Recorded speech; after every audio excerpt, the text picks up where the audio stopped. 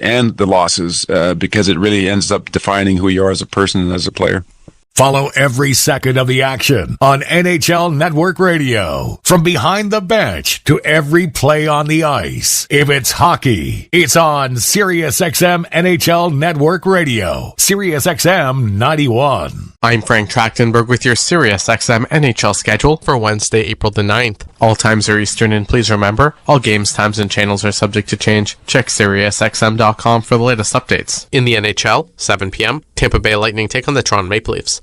Lightning on Sirius and XM channels 91 Internet 945, Leafs on Internet 946. 7:30 p.m. New York Rangers face the Philadelphia Flyers.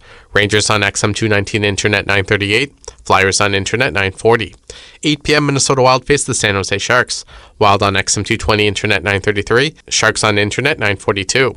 10 p.m. Anaheim Ducks host the Calgary Flames. Ducks on XM 221 Internet 920, Flames on Internet 923. 10 p.m., Edmonton Oilers take on the St. Louis Blues. Oilers on Sirius and XM channels 91 Internet 930, Blues on Internet 944. For 24/7 coverage of the NHL season and hockey across the world, keep it locked on Sirius XM NHL Network Radio, channel 91. I'm Frank Trachtenberg with your Sirius XM NHL schedule for Wednesday, April the 9th. All times are Eastern, and please remember, all games, times, and channels are subject to change. Check SiriusXM.com for the latest updates. In the NHL, 7 p.m., Tampa Bay Lightning take on the Toronto Maple Leafs.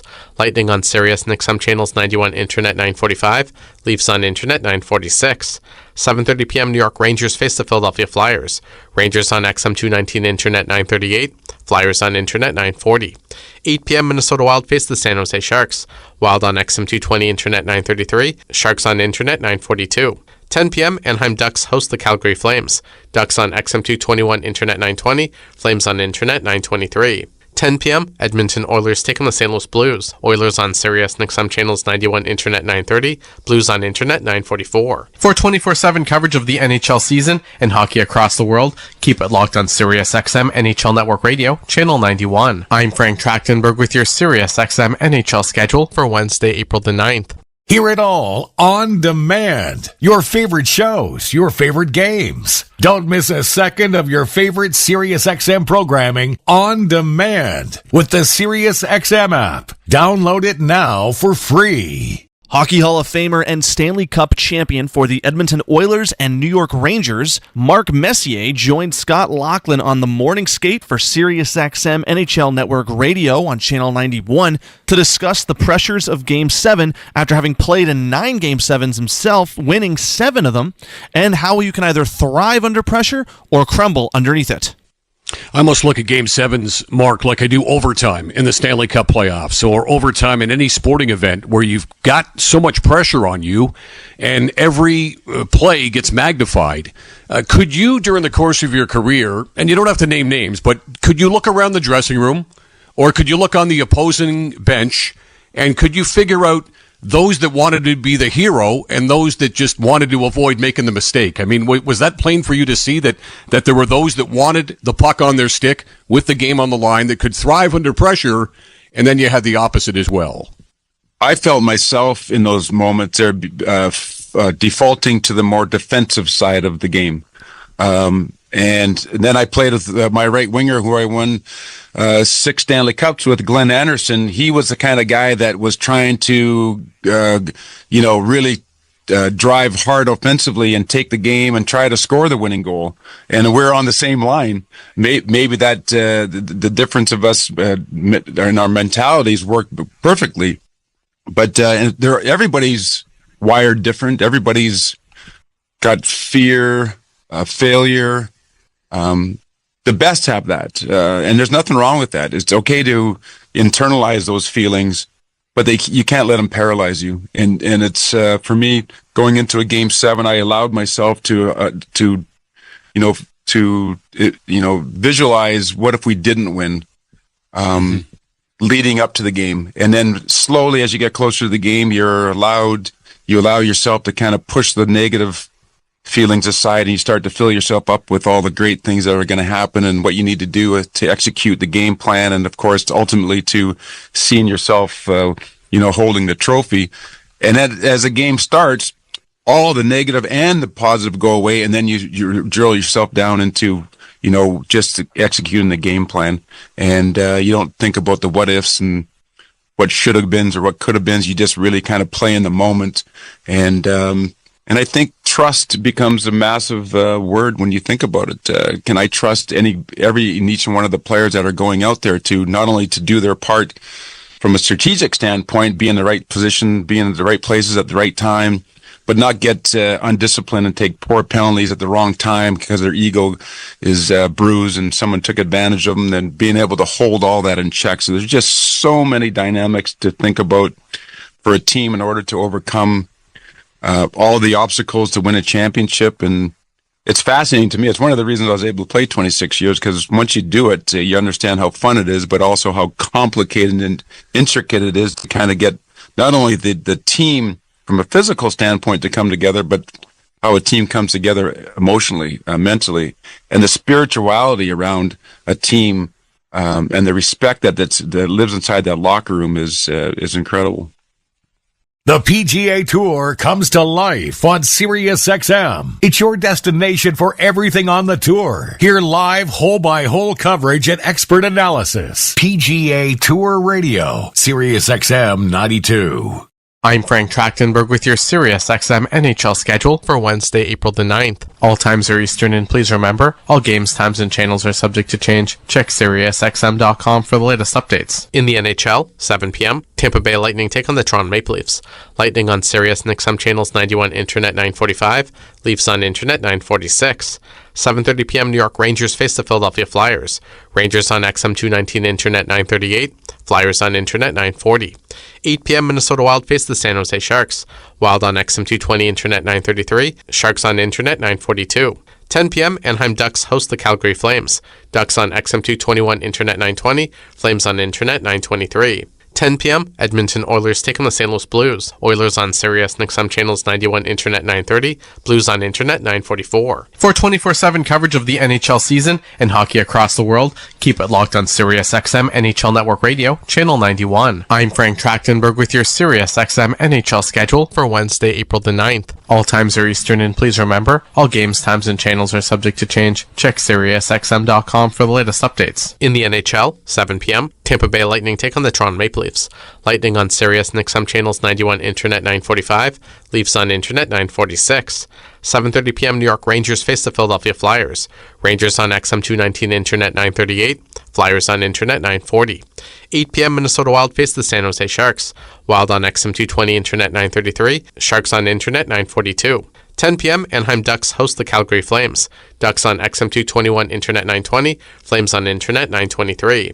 10 p.m., Edmonton Oilers take on the St. Louis Blues. Oilers on Sirius XM channels 91 Internet 930, Blues on Internet 944. For 24/7 coverage of the NHL season and hockey across the world, keep it locked on Sirius XM NHL Network Radio, channel 91. I'm Frank Trachtenberg with your Sirius XM NHL schedule for Wednesday, April the 9th. SiriusXM has soccer covered end to end. SiriusXM FC. Hear live play-by-play and talk shows hosted by legends of the game. It's SiriusXM FC on Channel 157.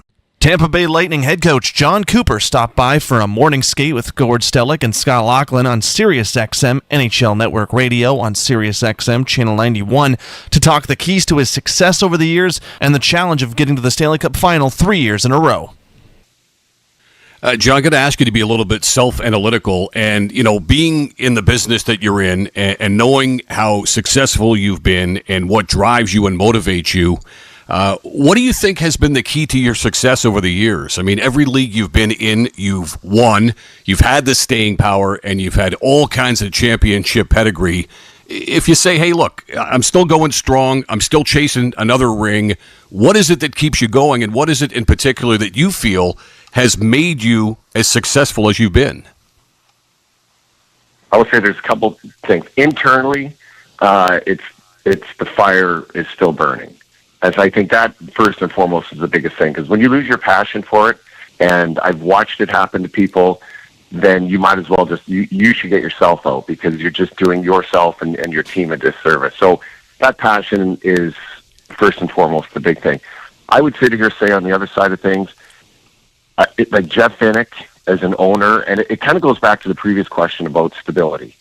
And that's one of the things we've had. And so Julian Breezebaugh was my general manager in the minors and now the NHL. So we've been together for how many years? We had Steve Yzerman in the early part of that, and he kind of was like the mentor. He was the actual one that brought me in, but we've had that stability. Only 2 GMs, but both of them work together. We've had one owner, one coach, basically, since I've been there, one captain, and it's this core group of guys that have all stuck together. And I think we've kind of, I don't know how to explain it, you've kind of passed the coach-player relationship because we've been there so long, and we all just have this common goal of what we need to do. And there's a lot of pride, a lot of passion with the group of guys we have, and then Julian's done a great job of kind of filling in. And when I say fill in, it's like getting the Nick Pauls, getting the Brandon Hagels, guys that are still long-term guys, but that weren't, pseudo-drafted into our system. And it's, we've been really fortunate that it's worked out the way it has, but I truly believe the stability, the belief, and the passion of the same group of people that have been together, and that's what's really helped us. It takes its toll, both physically and mentally, and I give our players credit, to come back and make the playoffs the next year, but, now we've been one and done for 2 years. We've had some breaks. We've had a little bit of turnover, and we need to get back. We need to get back to those, making some runs in the playoffs. And but I will sit here and say, I'd be remiss to say, those years, they do take a toll, and maybe it has taken a toll in the last, couple of years on us. And but I can tell now that, a couple of years of being bounced in the first round, it's just a different vibe coming in, especially this year of seeing all the players. And there's an energy I haven't felt in a while, and I think part of that is because we have been bounced, in the last 2 years. Follow every second of the action on NHL Network Radio. From behind the bench to every play on the ice. If it's hockey, it's on SiriusXM NHL Network Radio. SiriusXM 91. I'm Frank Trachtenberg with your SiriusXM NHL schedule for Wednesday, April the 9th. All times are Eastern, and please remember, all games, times, and channels are subject to change. Check SiriusXM.com for the latest updates. In the NHL, 7 p.m., Tampa Bay Lightning take on the Toronto Maple Leafs. Lightning on Sirius and XM channels 91 Internet 945, Leafs on Internet 946. 7:30 p.m. New York Rangers face the Philadelphia Flyers. Rangers on XM 219 Internet 938, Flyers on Internet 940. 8 p.m. Minnesota Wild face the San Jose Sharks. Wild on XM 220 Internet 933, Sharks on Internet 942. 10 p.m. Anaheim Ducks host the Calgary Flames. Ducks on XM 221 Internet 920, Flames on Internet 923. 10 p.m., Edmonton Oilers take on the St. Louis Blues. Oilers on Sirius and XM channels 91 Internet 930, Blues on Internet 944. For 24/7 coverage of the NHL season and hockey across the world, keep it locked on Sirius XM NHL Network Radio, channel 91. I'm Frank Trachtenberg with your Sirius XM NHL schedule for Wednesday, April the 9th. All times are Eastern, and please remember, all games, times, and channels are subject to change. Check SiriusXM.com for the latest updates. In the NHL, 7 p.m., Tampa Bay Lightning take on the Toronto Maple Leafs. Lightning on Sirius and XM channels 91 Internet 945, Leafs on Internet 946. 7:30 p.m. New York Rangers face the Philadelphia Flyers. Rangers on XM 219 Internet 938, Flyers on Internet 940. 8 p.m. Minnesota Wild face the San Jose Sharks. Wild on XM 220 Internet 933, Sharks on Internet 942. 10 p.m. Anaheim Ducks host the Calgary Flames. Ducks on XM 221 Internet 920, Flames on Internet 923. 10 p.m., Edmonton Oilers take on the St. Louis Blues. Oilers on Sirius and XM channels 91 Internet 930, Blues on Internet 944. For 24/7 coverage of the NHL season and hockey across the world, keep it locked on Sirius XM NHL Network Radio, channel 91. I'm Frank Trachtenberg with your Sirius XM NHL schedule for Wednesday, April the 9th. SiriusXM Fantasy Sports Radio is the place for expert advice, strategy, and information from the best fantasy sports analysis to win your league. Plus, hear pick-by-pick coverage of live drafts and interviews with top players, coaches, and team executives on SiriusXM 87. Iron Mike Keenan, former NHL head coach, came on the morning skate with Scott Laughlin and Gord Stellick for SiriusXM NHL Network Radio. That's SiriusXM Channel 91. He was on to promote his new book, Iron Mike, My Life Behind the Bench, and he took some time to talk about his career, specifically the regrets and the influences.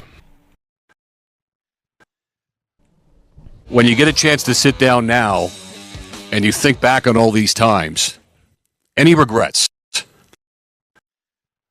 Yeah, of course you have regrets. I had the heat turned up quite a bit at my own distraction. So I could have, and I evolved, and even Greg, you just mentioned Greg Gilbert. He said, Mike, you're completely different here in New York than you were in Chicago. So you learn from your own mistakes. And for some reason, I was so driven. I took it personally if we lost, personally. And I was miserable. And I could have probably managed the principles of my coaching career and what I thought was important, that I would always stay intact with those. But the methodology could have been turned down a bit and probably A little too intense? A little bit smoother. A little too intense? At times, Yeah. for sure. For sure. Now, big names, Scotty Bowman, Roger Nielsen, Tom Watt. I mean, I don't know, mentors, friends. How did they all influence Mike Keenan? Well, first of all, I played for Tom at University of Toronto, and then we developed a close relationship, and I would talk to him a lot about coaching. Now I'm in Peterborough. He'd come and see me, and we developed sort of a minor league team for him, because the guys that couldn't play for U of T right away, like Mike Polino, come out to play with me in Oshawa. And so we developed a relationship that way. But we talked a lot about hockey. He taught me more about hockey than anybody else. And then Roger and I had a relationship through Peterborough. We're getting now into the sort of the technical part of video replay and how that got. And then I got Scotty Bowman, the greatest ever. He hires me for the first time, probably saw a little bit of himself in me. And he's calling me in the middle of the night after every game. He drives home from Rochester, and at 2 or 3 in the morning, and I'm not exaggerating, sometimes an hour conversation in the middle of the night. Why did you put Bob Mongrain on the penalty killing at that time? Like, okay, Scotty. But he was just, and he would test me all the time, and I just give him a firm belief in what I thought was right, and he respected that. So it was interesting and then we became friends over the years. It was a real 3 guys that really influenced my career. That was Iron Mike Keenan, former NHL head coach and author of Iron Mike, My Life Behind the Bench.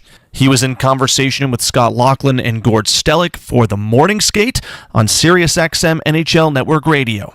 That's SiriusXM Channel 91.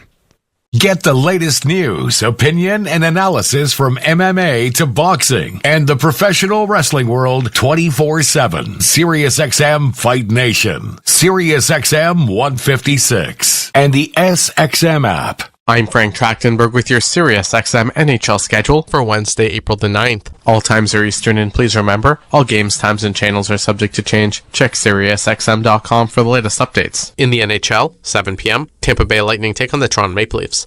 Lightning on Sirius and XM channels 91 Internet 945, Leafs on Internet 946.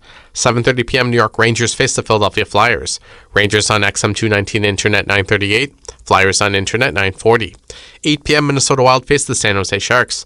Wild on XM 220 Internet 933, Sharks on Internet 942. 10 p.m. Anaheim Ducks host the Calgary Flames. Ducks on XM 221 Internet 920, Flames on Internet 923. 10 p.m., Edmonton Oilers take on the St. Louis Blues. Oilers on Sirius and XM channels 91 Internet 930, Blues on Internet 944. For 24/7 coverage of the NHL season and hockey across the world, keep it locked on Sirius XM NHL Network Radio, Channel 91. I'm Frank Trachtenberg with your Sirius XM NHL schedule for Wednesday, April the 9th. All times are Eastern, and please remember, all games, times, and channels are subject to change. Check SiriusXM.com for the latest updates. In the NHL, 7 p.m., Tampa Bay Lightning take on the Toronto Maple Leafs.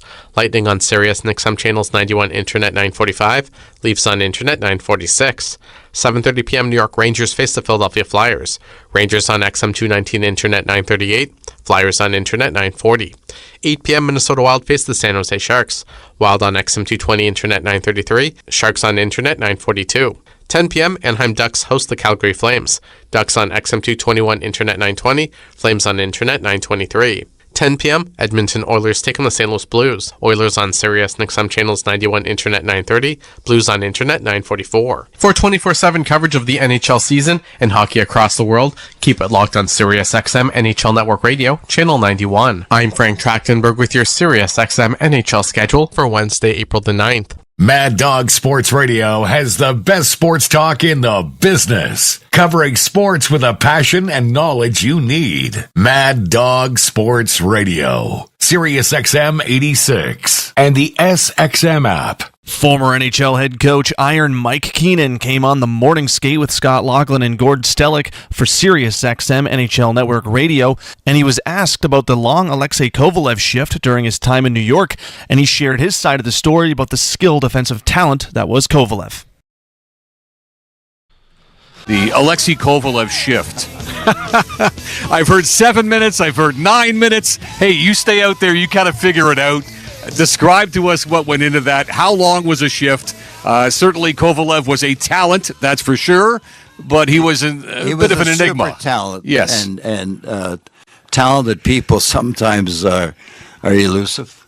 And Alex, I try to explain to him, you're getting 20 minutes, and I don't want the shifts to be 1 minute, so you have 20 shifts. I'm going to give you 40 shifts at 30 seconds so you can build the intensity up. Understand? Yeah, I understand, Mike. Goes out there. Of course, it's a minute and a half. I said, now, Alex, the guy that's supposed to be playing behind you just missed his shift because now we're going to the next rotation. You're out there for 2 rotations. Okay, Michael. So, again, next thing, does it again. So I said, oh, my God. So I said, okay, guys, this time when he comes back to the bench, it's now going to overextend his shift. He's going to be a little tired. Don't open the doors. He comes over and I said, get out. He thinks I love him now. Get back out there, I said. So then he comes over again. And now I said, guys, he's going to want to climb into the bench because he's done. I said, when he comes over, puts his leg up, push him back out. And they pushed him. But now they are laughing on the bench. This is in New York City. Right during the game, back there.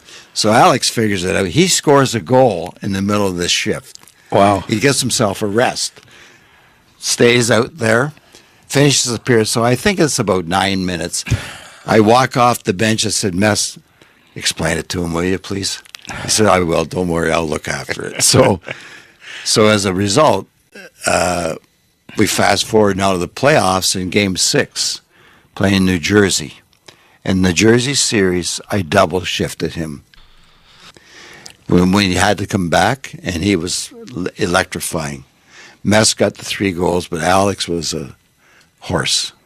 And it's very talented, powerful.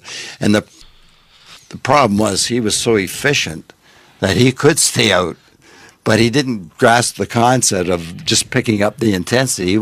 You could see him. He could dangle and hang onto the puck and nobody could take it from him.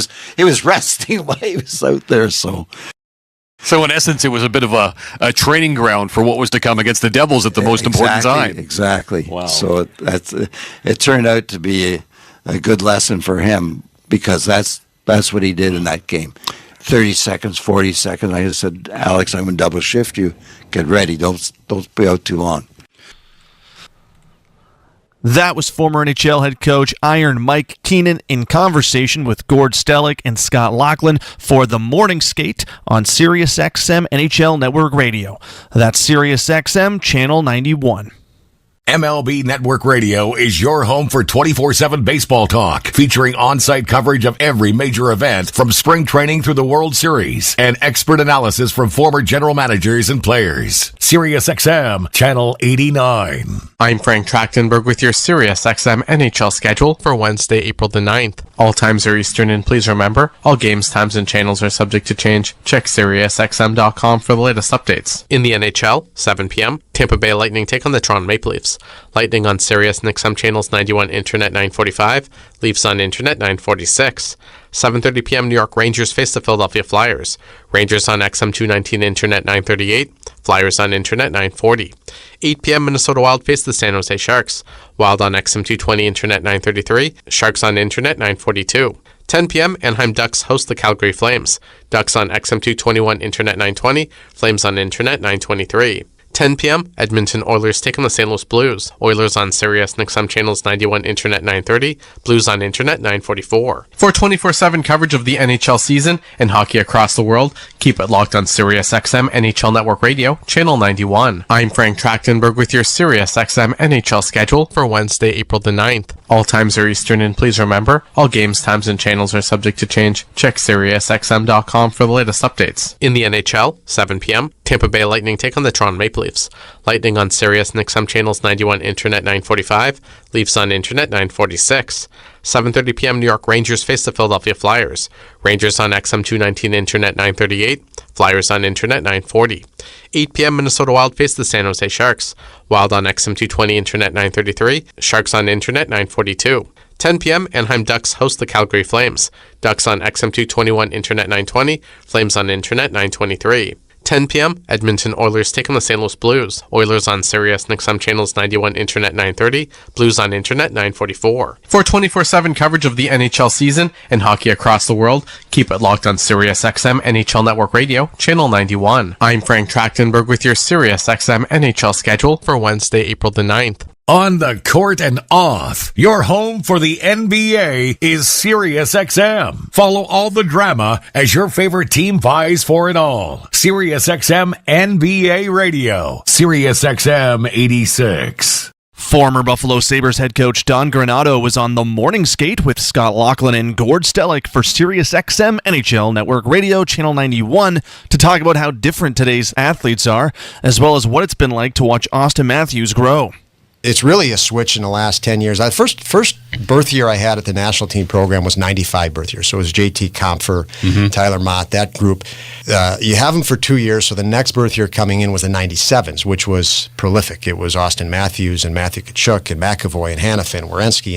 And I remember talking to the coaches back then that this birth year is way different than the 95 birth year. And this summer, ironically, I picked up a book that titled The Anxious Generation.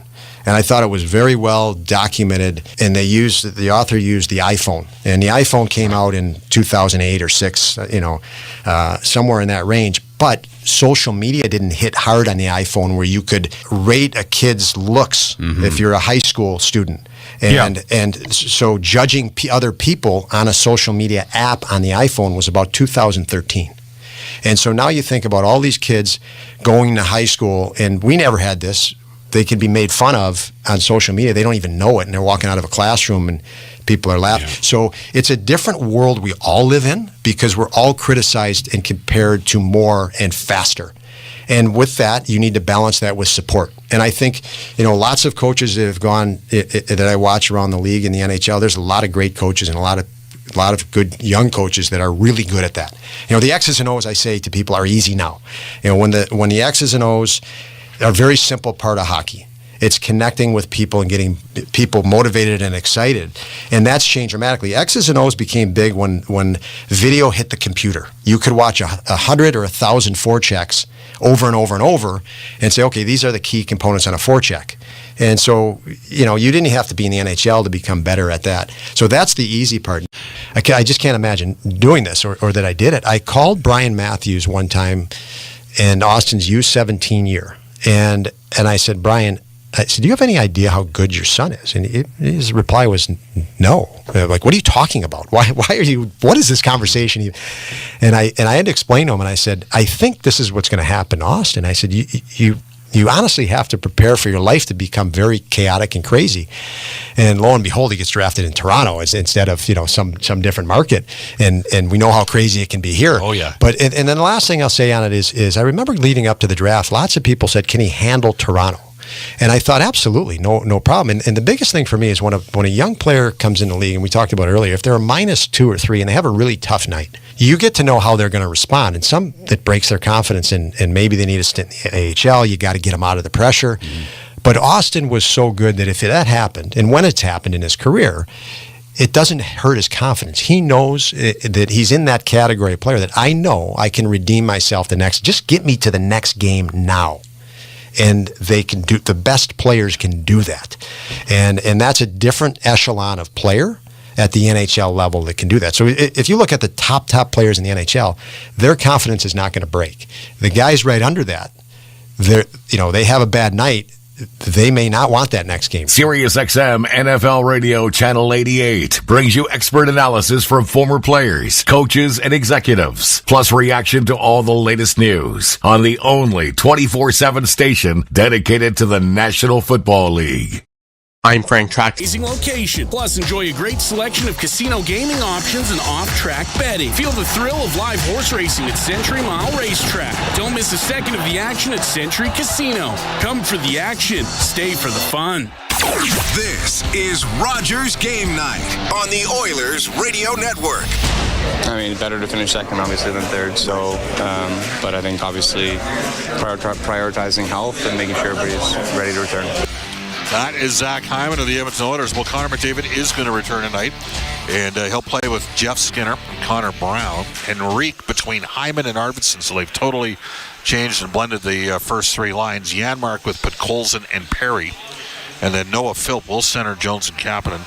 The Oilers only have 5 defensemen tonight. Nurse and Kulak are the lefties. Bouchard, Stetcher, and Emerson are the righties. Calvin Pickard starts in goal. We're just waiting to see if there might be a couple more moves. Yes, it's official. The Edmonton Oilers have placed defenseman John Klingberg on LTIR. This clears up about $1.75 million theoretically in cap space. That has just come down right now. We want to mention to you at this time that the Oilers Caring for Oil Country 50-50 presented by Rogers is live. Tonight's early bird prizes include $1,000 cash and 2 tickets to the PBR Finals at Rogers Place. Get your tickets now at edmontonoilers.com/5050 for more chances to win. And the 50-50 is currently at $453,000. We're going to go to the Pizza 73 out-of-town scoreboard. It is presented by Pizza 73, the official pizza of your Edmonton Oilers. Here we go. Matthew Nye's got a hat trick, including the GWG in OT. The Maple Leafs win in Tampa, final score 4-3. The Flyers are up 5-4 over the Rangers. And that is with about 4 minutes left in the third period. That would all but eliminate the Rangers from the playoffs and put Montreal in a very good position. Minnesota is up 5-4 over the San Jose Sharks. Later tonight, the Calgary Flames are in Anaheim to play the Ducks. And again, John Klingberg has officially been placed on LTIR by the Edmonton Oilers. Last night, the Edmonton Oil Kings season came to an end. They had a 3-1 series lead over the Prince Albert Raiders. Lost Game 5 in PA, had lots of chances on the power play to win Game 6 at home, and then got blown out 5-0. Disappointing conclusion to what was a decent season for the Edmonton Oil Kings. Edmonton, by the way, was the 7th seed in that series, going up against the 2 seed, the Prince Albert Raiders. Bakersfield Condors have 11 regulars out of the lineup tonight, and Noah Phillips up here playing for the Edmonton Oilers. So they're a little bit, struggling to ice a lineup. A lot of ECHL guys, and it'll be the Henderson Silver Knights against Bakersfield tonight. That's the out-of-town scoreboard for Pizza 73. Legacy Heating and Cooling. Who's hot and who's not? Legacy Heating and Cooling. Home and no payments and no interest for a year. Well, you know who's hot? St. Louis. They won 12 straight games at one point before losing to the Jets, and there's nothing discouraging about losing to Winnipeg. Winnipeg's a really good team. 3-1. 3-1 was the score for Winnipeg the other night. Stay tuned following the game for the Alberta Blue Cross Travel Insurance goal of the game. Health, dental, travel, we got the coverage you need. Visit ab.bluecross.ca. Again, the top story, Connor McDavid is back in. We're going to go to Sobeys Local Ties for Sobeys and Safeway. Liquor, wine, spirits, beer, and so much more. And we'll focus on Jake Neighbors, who's spent parts of 5 seasons in Edmonton, concluded his major junior career with the WHL title. Unfortunately, was injured at the Memorial Cup. he was able to play. Dylan Gunther was knocked right out of that tournament. Neighbors, 27 and 22 goal seasons the last 2 years for the St. Louis Blues. 16 minutes to face off. Lots with Rob Brown and Cam Moon coming up on the Rogers Game Night Show. Looking for custom flags, banners, or canopy tents? Aurora Flags and Banners has a dedicated team to provide you with custom solutions and quality products. Aurora Flags has proudly serviced Canadian businesses and organizations for more than 30 years. Get a quote today at auroraflags.com. Over the last decade, the world of work has changed dramatically. It's a change that can cause a disconnect between a company and its employees. But a partnership with Aon can help by making decisions that create a more flexible, engaged, and resilient workforce. Aon's experience and expertise, global understanding, and advanced analytics ensure that every client is better informed and better advised so that they can make better decisions. Whatever the next decade brings, Aon is in the business of better decisions. Looking for custom flags, banners, or canopy tents? Aurora Flags and Banners has a dedicated team to provide you with custom solutions and quality products. Aurora Flags has proudly serviced Canadian businesses and organizations for more than 30 years. Get a quote today at auroraflags.com. You're listening to Rogers Game Night on the official voice of the Edmonton Oilers, 880 CHAD, and on the Oilers Radio Network. Yeah, everybody's got to step up for sure. Obviously last game, losing Anaheim's, it's not a good result, but we did a lot of good things. We just couldn't put the puck in the net. And then tonight, we're back home. We got a short-handed lineup. A lot of guys out. You can't replace them, but everybody's just going to have to step up and do our thing. That is Calvin Pickard, Edmonton's Bill Masterton nominee. Bob Stauffer with you on Rogers Game Night. And we are going to bring aboard inside the game analyst, Rob Brown. Rob, Connor McDavid is in. Let's start there. Let's start with the good stuff first, right? Yes. What a difference it makes. This is a team that we saw, and you and I talked about it in Anaheim. They deserved a better fate. 48 shots to on net. They weren't able to actually put the puck in the back of the net. And we know certain players in your lineup need 7 to 8 chances to score a goal. And every once in a while, a superstar comes along that only needs 1. And I think that's the difference that this Oiler team has with Connor McDavid in the lineup. He has the ability to score every shift. There is a fear of the opposition has of him every time he steps on the ice. And to me, of all the stuff that he does, I think where he's going to touch the most is the power play with his ability to carry the puck in and set up. I think in Anaheim, the Oilers really struggled getting the puck in the offensive zone. With Connor McDavid, he is the best in the National Hockey League at taking the puck from behind his goal line and getting it set up very quickly in the opposite end, and that just gives you more opportunities to put the puck in the net on the power play. So many good things about having Connor back in the lineup. Just a boost that this team desperately needs. All right, let's bring aboard Cam Moon since we've got an extended pregame show in part because of the TNT broadcast tonight. So TNT's happy. They get the world's best player back in the lineup, and you're happy too. Well, yeah, you got that right. Happy that we got a game here tonight, and it looks like Connor McDavid's back in the lineup. These are all good things. But yeah, you haven't brought up the not as good news. Well, Ryan Nugent, let's establish first of all, Ryan Nugent Hopkins is sick. It's not injury related. Right. We're looking for a little bit more clarity on Jake Wallman. It did look like he tweaked himself a bit in the third period against Anaheim. Maybe a core issue, but it's pure guessing at this point on my part. But you know what's funny about that, Bob? If that's the case, why do you take the Oilers? Why'd you bring Noah Philp up? You know what I mean? If there's any chance that Wallman gets a little tweaked in Anaheim, you don't have an extra defenseman. Well, Rob, they made another move today. True, they did. So now they can bring up a defenseman for the next game. Yeah. but my guess is you didn't know. You didn't have that information. So that's why when we say he was tweaked, I'm like... Well, Wallman took the pregame skate. You would think if he had a tweak... or this morning. Yeah, he had the morning skate. Yeah, he skated this morning. He skated this morning, so... But it's an unbelievable... Like, Rob, okay, so they get McDavid back. Yeah. Okay. Nugent Hopkins. So we start the day. Nugent Hopkins isn't on the ice. We're like, all right, great. Don't tell me something happened to him. Well, we find out he's a little under the weather. Then McDavid's like one of the first guys off the morning skate after being one of the last guys off for the last week and a half as he's trying to get his rehab. So we're going, okay, well maybe Connor's going to play. We had no idea in Walman until the pregame warm-up tonight. So let's do the math here. Like a shell game. That's like even Steven, okay? Right now the hockey gods are saying, we're going to give you Connor back. But Connor's, we can't just pull out Nugent Hopkins. We're going to have to pull out a couple players. It's unreal. We're going to D out of there, too. All right, so you got Leon, pretty good player. Nugent Hopkins, pretty good player. Frederick, who's going to give this team something when he gets in. Kane, who's decent player, no question. And if he can get back to... I'll tell you right now, I thought Evander was skating better. Cam, I thought he was skating better at the start of the road trip before he came back to town to deal with a personal matter. He looked good. Than he did last year in the playoffs. Like, that's just me. Maybe I'm completely out to lunch, but I thought he looked pretty good out there. I think he looked very That's good. the 4 forwards. Well, now they're down 3 defensemen. And I don't know, Rob, if you heard, John Klingberg has been placed on LTIR. Well, yeah, and it makes sense. Now they've got a little bit more money to play with. Hey, getting McDavid back is huge, but losing Walman is almost bigger. Because now you look at the Oilers' defense. You only got 5. You only got 5 to start with. What if you get a few penalties? And McDavid is in the lineup, guys. It's official. So and 2 of the defensemen you have are the defensemen that you're trying to find, I don't know if limited times, but you're protecting at times. Exactly. Emberson and Stetcher. Yeah. So not tonight. You'll be playing them.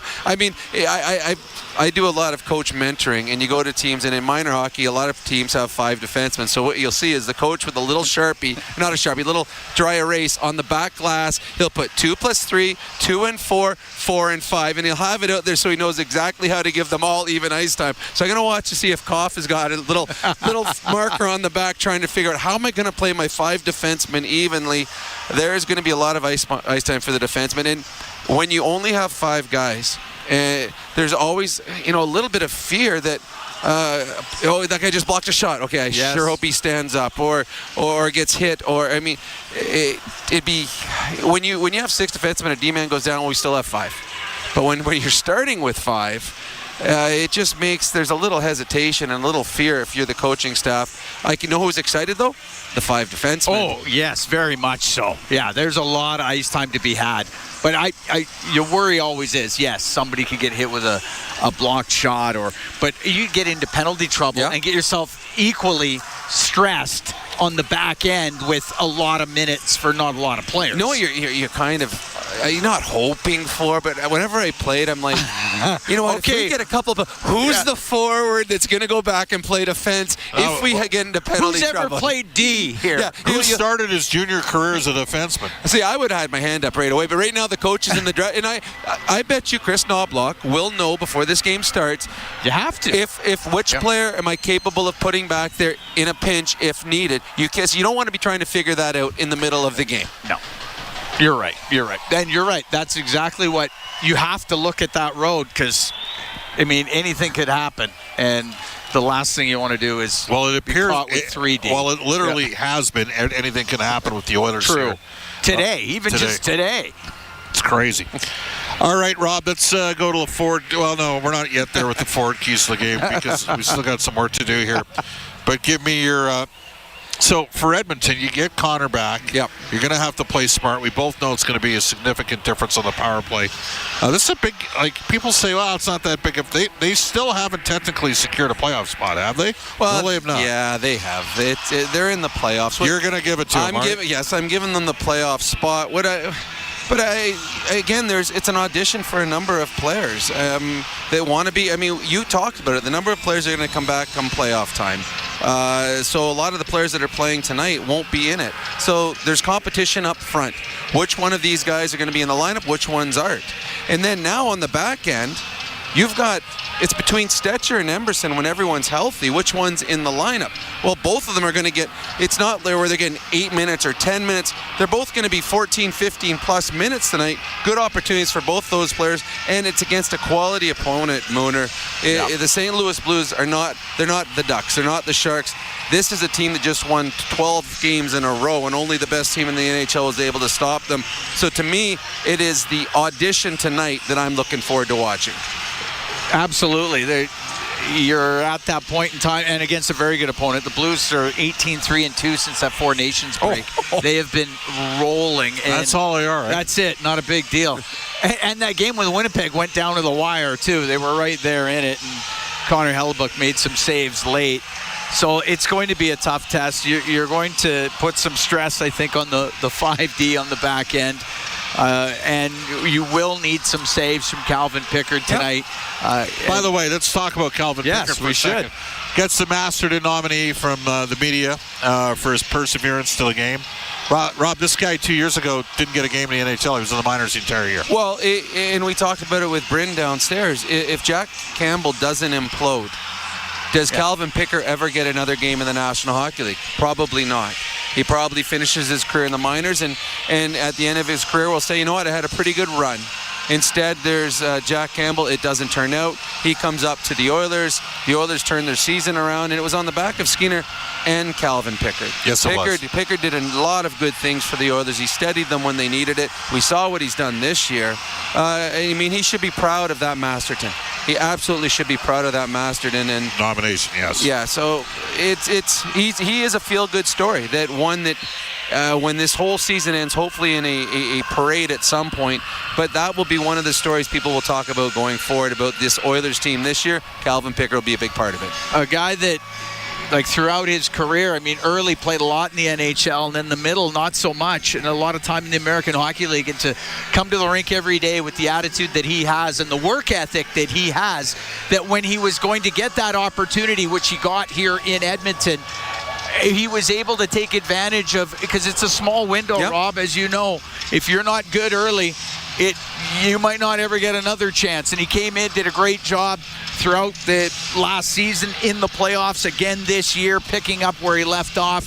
It's a great tribute to him, that nomination, but it's fully deserved with what he does day in, day out here, and the results that he has got in games.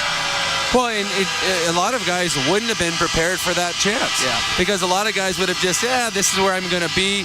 You know, the workouts aren't as strong, the commitment's not there as much.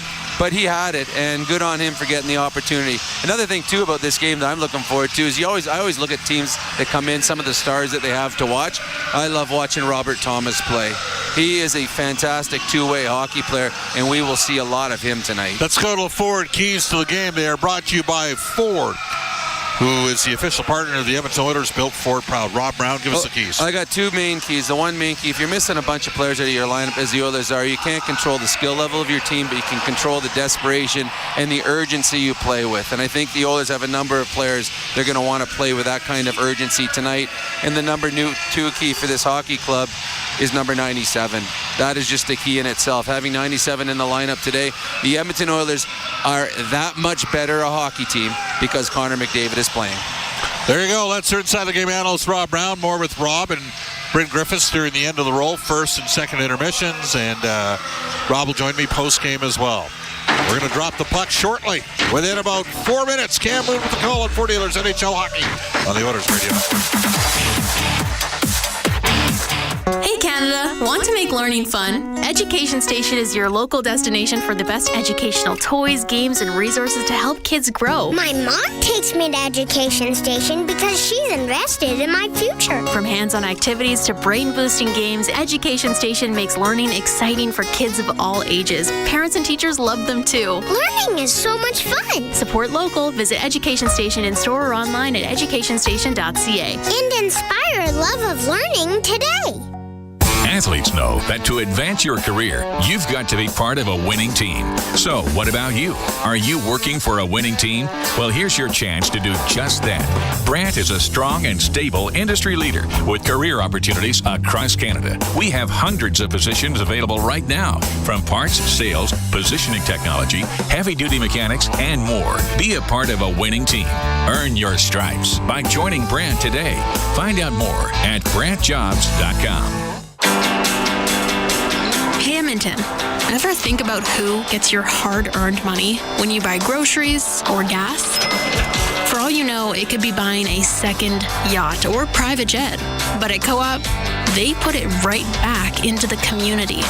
That's because they're owned by 120,000 everyday Edmontonians, not a corporation. Feel good about where your money goes when you shop Co-op. Visit in store for details. It's game on at City Ford. With an all-star lineup of Ford favorites. Save up to $7,000 on select 2025 Escapes and up to $6,000 on 2025 Bronco Sports. Or finance at 0% for up to 60 months. Plus, save up to $12,000 on select 2025 F-150s or finance at 0% for up to 72 months. Spin the wheel and win an iPad, barbecue, Costco card, a smoker, and more. Visit City Ford on the St. Albert Trail. Oh, say, can you see by the dawn's early light what so proudly we hailed at the twilight's last gleaming, whose broad stripes and bright stars through the perilous fight o'er the ramparts we watched were so gallantly streaming, and the rocket's red glare, the bombs bursting in air, gave proof through the night that our flag was still there. Oh, say, does that star-spangled banner yet wave o'er the land of the free and the home of the brave?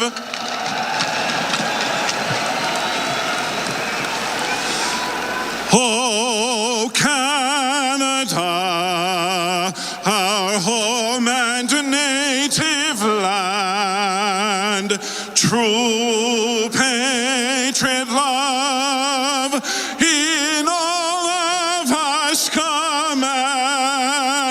With glowing hearts we see thee rise, the true North, strong and free. From far and wide, O Canada, we stand on guard for thee. God keep our land glorious and free. Oh, Canada, we stand on guard for thee. Oh, Canada, we stand on guard for thee. This is Oil Country. McDavid, Now, with the call of tonight's exclusive NHL broadcast, Bob Stauffer and Cam Moon on the Oilers Radio Network. The Edmonton Oilers are back at home, and tonight they host the St. Louis Blues. Good evening, Cam Moon, along with Bob Stauffer, Brent Griffiths, Rob Brown, Jack Michaels, Brendan Escott. We are the Oilers Radio Network. Our starting lineup is brought to you by Coventry Homes. Flexibility within reach. Get back in the game with customizable designs by Coventry Homes, the official builder of the Edmonton Oilers. For the Oilers up front, Adam Henrique with Zach Hyman and Victor Arvidsson. On defense, Darnell Nurse, Troy Stetcher. In goal, it's Calvin Pickard. For the Blues, Robert Thomas with Pavel Buchnevich and Jordan Kyrou. On defense, Philip Broberg and Justin Falk. In goal, it's Jordan Bennington. The referees, Carter Sandlack and Francis Charon. It's Travis Toomey and David Brisebois on the lines. We drop the puck. We're underway here at Rogers Place, the Oilers and the Blues. And the puck at the Edmonton blue line. Buchnevich forced back to center, gives it to Thomas. He'll shoot it in. Pickard will set it in behind the net. We'll have to play the puck up the left wing. Off of Arvidsson, it comes out. Thomas across to Buchnevich inside the Edmonton end to the right wing. A shot by Thomas that goes off a skate up into the air, cleared out by Henrique. In the neutral zone, Henrique's able to chop it in. Leddy will take it behind his net for the Blues. Up to Fowler as he comes up the left side to center ice for Foxa. Foxa will put it in on net, blockered away by Pickard, and up the right wing.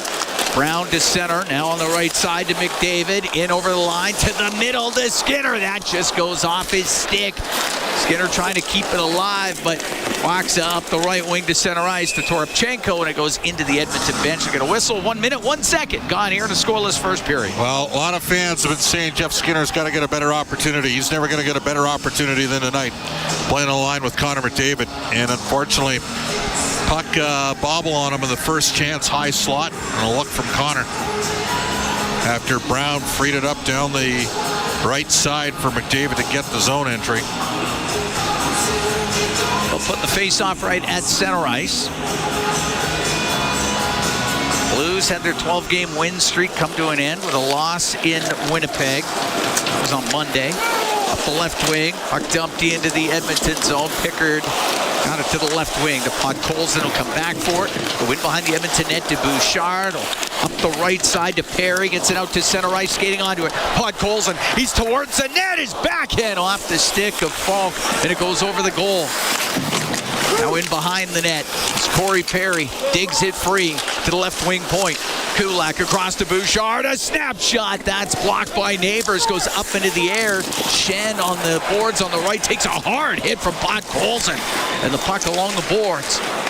Shen will get it out through the middle to Falk at center, and now off the stick of Neighbors. It goes into the Edmonton zone. We're scoreless in the first. Oilers and the Blues here at Rogers Place.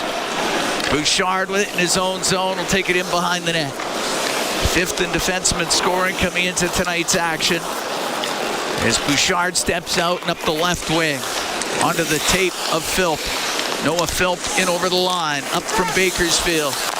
Out to the left wing corner, back to Philp. That goes off his stick. On the left side, Suter will get it out.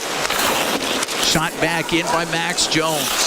Tucker back for it, couldn't get it out. Hit Jones. Jones gets it in front of the net, and it is covered up by Binnington. And then Jones gets into it a little bit after the whistle. 2 minutes, 24 seconds gone here in a scoreless first. Yeah, a little glove tap there of Tyler. Was that Tyler Tucker? Because he can chuck him.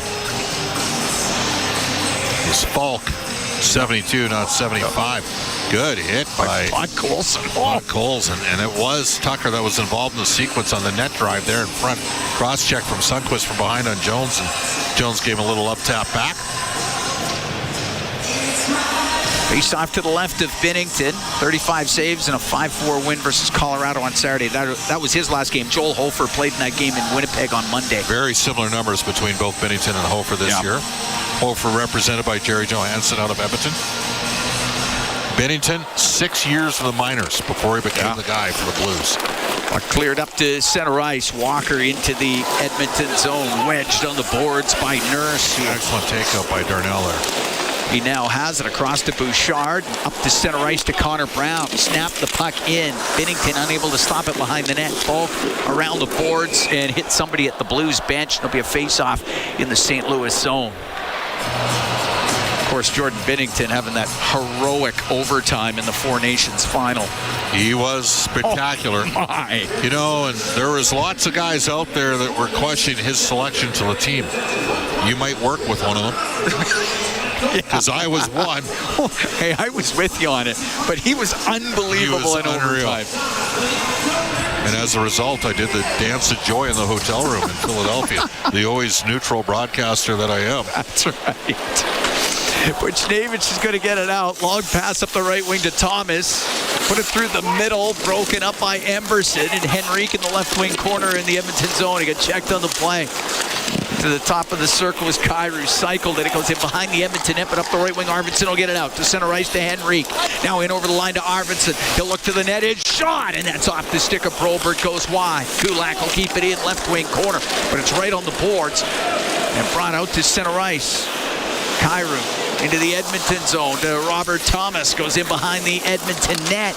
Over to the left wing. Top of the circle. In front of the goal to Kyrou, but off his stick.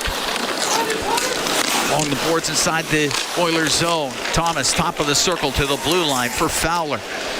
Off the end boards, Buchnevich It's tied up by Emberson. It's along the boards inside the Edmonton end, and now Emberson in behind that Edmonton goal. Fowler's been a huge pickup for Doug Armstrong and the Blues.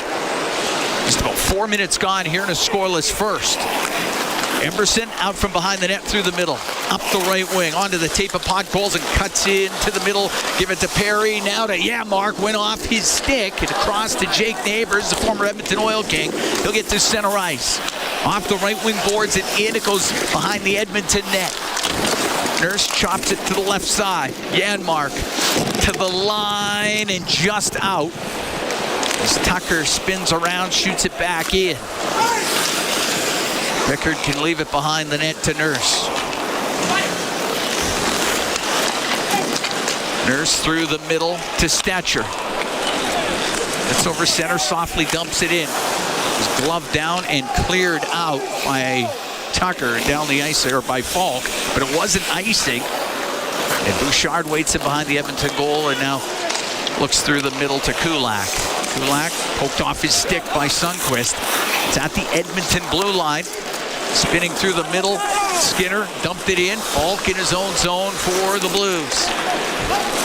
Up to center ice, Sundqvist off the left wing, boards it in. Dvorsky after it on the end.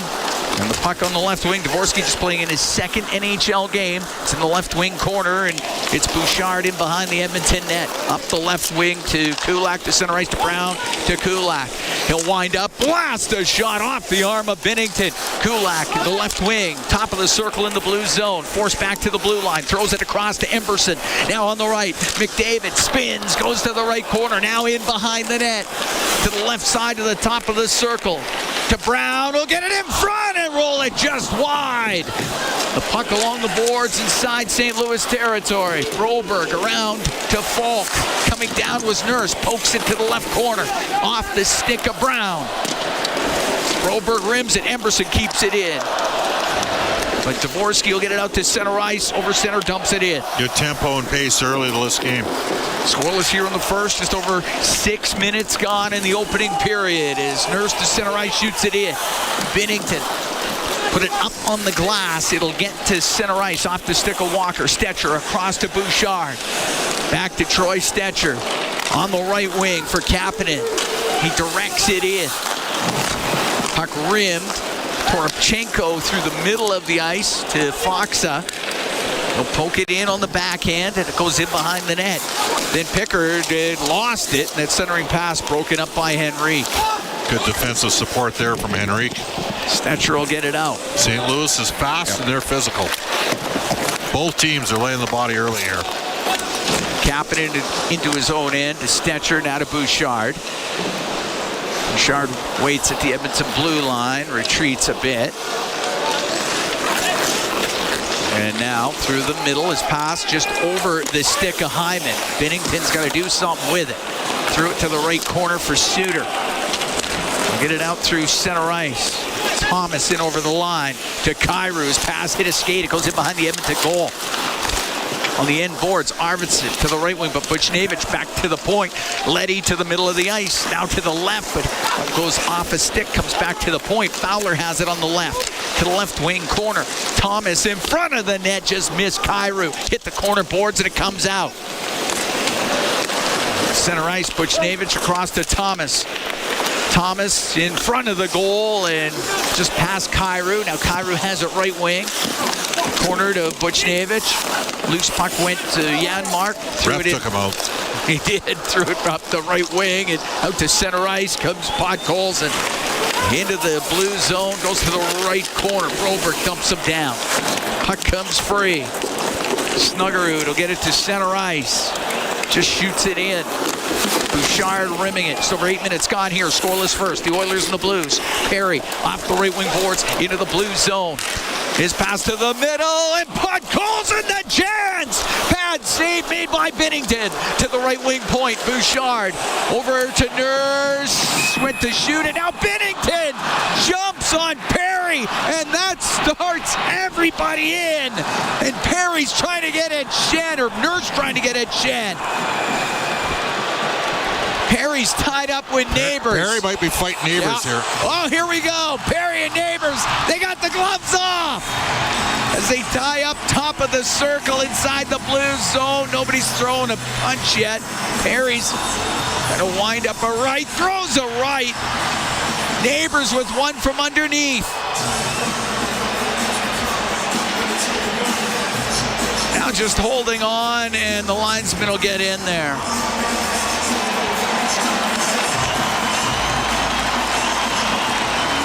Perry had some words for Binnington as he went by. Well, Binnington's got to.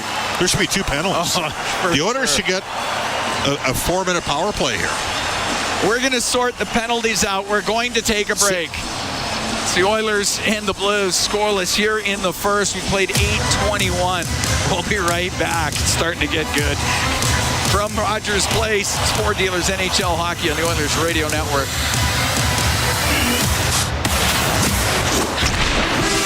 Downsizing, upsizing, or staging your home to sell? Sentinel Storage is Edmonton's team for affordable storage solutions. Try 4 weeks free. Details at sentinelstorage.ca. Sentinel Storage, proud fan of the Edmonton Oilers. Hey folks, Paul Brandt here. Around these parts, we work hard, play hard, and we demand the best. Sometimes you need a truck that's a cut above. The Ford Super Duty. Tough enough for any job with the style and luxury you deserve. It's as powerful as it is refined, with cutting-edge features that make every drive a pleasure. In short, this ain't your everyday pickup. The Ford Super Duty. Drive the finest truck Alberta has to offer today at your Alberta Ford dealer. And tell them PB sent you. Rogers is Canada's largest and most reliable 5G network. We're made for Oilers fans. You can stream Leon scoring in Leduc. Watch Tide tie things up in Tofield. Or check out Connor doing Connor things in Kalmar. And even watch Stewart steal the show while you're in Sedalia. Try saying that 3 times fast. Rogers, proud partner and fan of your Edmonton Oilers. And there they go! To Sentinel Storage, they unload the snowblower, grab the lawnmower, snowblowers, a lawnmower, they shoot, we store! Need extra space? Store your winter gear at Sentinel Storage. Try 4 weeks free. Details at sentinel.ca. Proud fan of the Edmonton Oilers. All games, all season. You're listening to the Oilers Radio Network. Here at Rogers Place, Cam Moon along Bob Stauffer. Oilers, Blues, still at zeros. 8:21 gone in the first period. Still figuring out the penalties. Oilers look to be on a power play. There's 2 up on the board for St. Louis. They've not assigned a number to that 2 minutes. Should be 4. Oh yeah, Jordan Binnington gave Perry a shot in the back of the head and then tackled him. Then jumped him from behind. Yeah. Perry had words for him after his fight with Jake Neighbors. Perry is in the box for Edmonton. Neighbors is in there right now for St. Louis.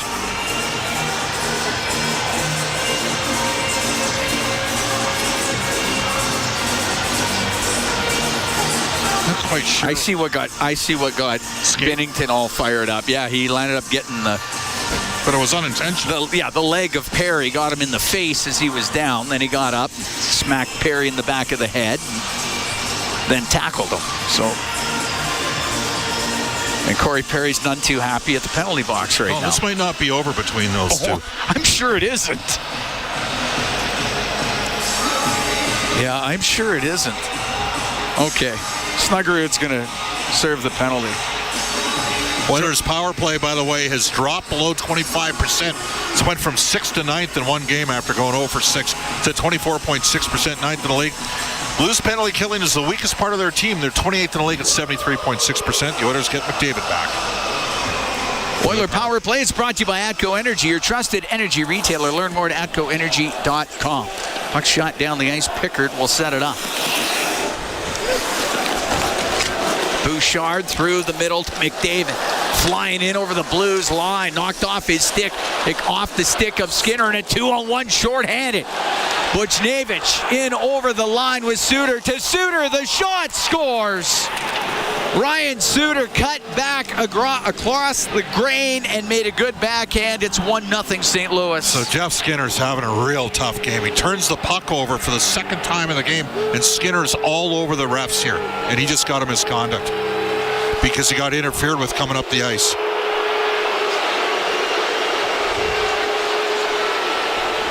Tyler Tucker cheap shotted, and now and the Oilers bench is livid. There was interference coming up the ice. Skinner was trying to get back in the play.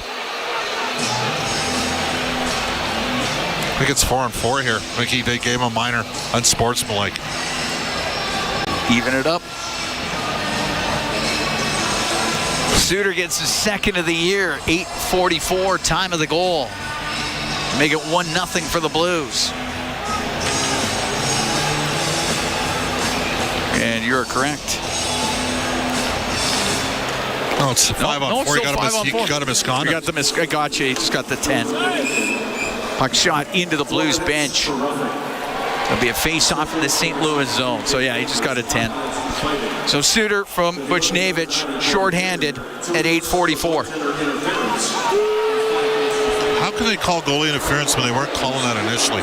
That's just a gutless call. That's a way to even things up.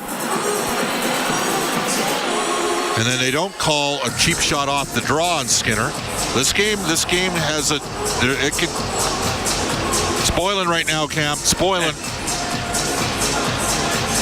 Face off to the right of Bennington. On the ice and up here, too.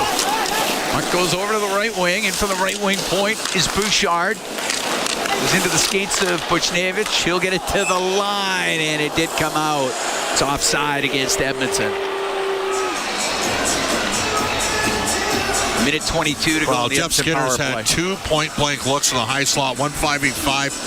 And, I mean, he's been given an opportunity tonight, and he misfired, and then he turned the puck over, and then he got picked off coming back. This after he got hacked right off the draw. It's not gone well for him tonight. Puck shot all the way down the ice by Suter, the goal scorer. And it's inside the Edmonton zone. Nurse has it left wing corner. Up the right wing to Bouchard. Fire it back through the middle, and McDavid comes in over the Blues line. Over to the right, off the boards to the blue line to Bouchard. Bouchard on the right wing, top of the circle to McDavid. To Bouchard, one-timer, did not get through. Nurse on the left point will keep it in. To the right wing for McDavid. McDavid looking to the net. Goes low, back to the point. Nurse to McDavid off the right wing, into the middle, and unable to get a shot was Arvidsson. Puck to the blue line. Nurse on the right side to McDavid. McDavid shot, and it's saved by Bennington. Arvidsson to the blue line for Nurse. Left side, Bouchard to Nurse. His shot saved by Bennington. McDavid goes in behind the net with it. He'll stop back there. Banks it to the right wing point to Nurse. 1-0 Blues here in the first. To McDavid. To Nurse down the left wing. To McDavid. To Nurse in the left wing corner. Now to Arvidsson. Right corner. Arvidsson along the right wing boards. Penalty almost done. Bouchard down the left wing to McDavid. Centering pass off the stick of Arvidsson. It goes out of play. With 9:34 to go here in the first, we're going to take a break. 1-0 Blues lead the Oilers from Rogers Place in downtown Edmonton. It's Ford Dealers NHL Hockey on the Oilers Radio Network. When was the last time your electricity and natural gas provider made you feel like this?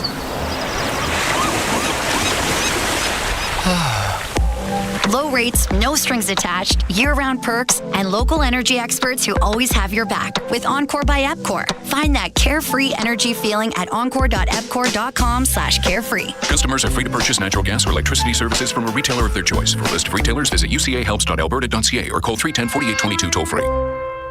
The Edmonton Oilers Community Foundation 50-50, presented by Rogers, is back and bigger than ever. The largest 50-50 in sports offers early bird draws, bonus raffles, and a main jackpot, which is growing by the second. With over $100 million invested across oil country, your support directly helps kids, families, and communities in need. Maybe you'll be our next winner. Get your tickets right now at EdmontonOilers.com and help make oil country a better place. AGLC license number 696879. Do you have tickets to an upcoming event at Rogers Place that you can't attend? Donate your tickets to the Edmonton Oilers Community Foundation Seats for Kids program, presented by Eagle Builders.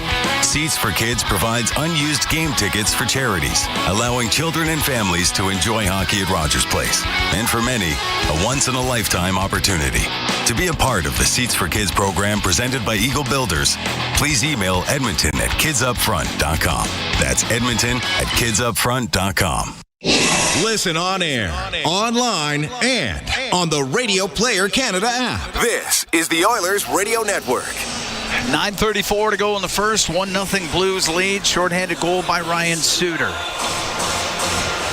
Face off in the blue zone to the right of Binnington. Edmonton 0 for 1 on the power play. Janmark, Kapanen, Podkolzin on the ice with Stetcher and Kulak. Schenn will take the draw for the Blues.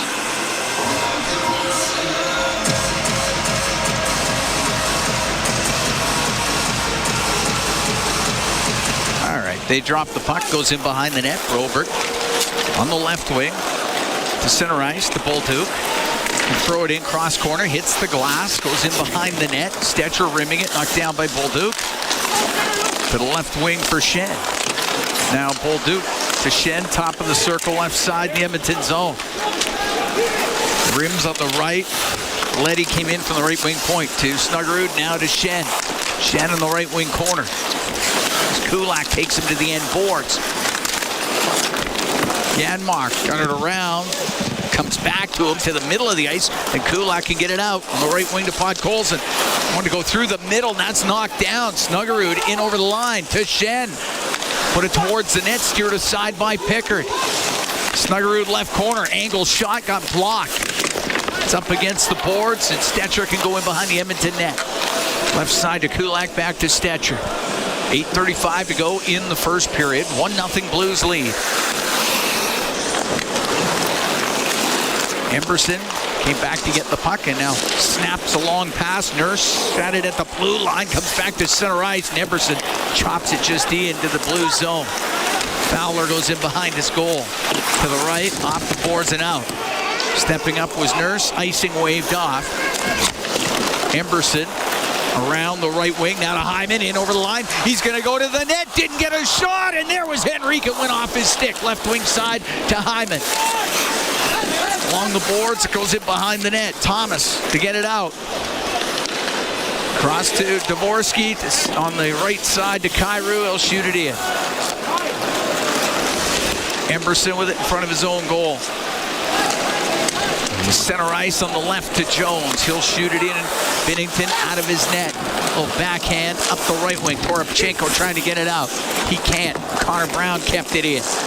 Out through the middle, Walker. His pass, trying to find Toropchenko. It misses, goes into the Edmonton zone on the right wing. To the right wing corner, Bouchard took a hit. Then Walker from the angle, saved by Pickard. Puck into the corner. Bouchard to the middle of the ice. To Max Jones, off the left wing boards and in. Fowler going back for it. Toropchenko in there too. Connor Brown passed to the point, skipped over the stick of Bouchard and came out. It was a tough pass for Bouchard to pick up. Right wing to Brown, just over the center ice line. And across, Philp comes down the left wing, a shot, and that's saved by Binnington. Noah Philp off the left wing with a quick shot on net, and Binnington made the stop and covered it with 6:53 to go in the first. The Blues up 1-0. Yeah, good luck there from Noah Philp. Max Jones playing a little bit of a burr in his saddle right now. I thought Hyman was actually offside on that attempted net drive, and then the Oilers just couldn't follow. There's been 2 or 3 opportunities with high slot chances, and the Oilers haven't been able to make them count. And without Corey Perry and Jeff Skinner, the Oilers are get the blender out right now. They sure do. Puck goes to the blue line. Nurse, a shot, tipped off the crossbar. That was Philp with the deflection. He won the draw, and he tipped it right off the crossbar. Buchnevich to Leddy around the boards, just past Nurse and down the ice. It'll be icing against St. Louis. The Oilers come that close to tying the game. Oh, Philp just about had his first NHL goal.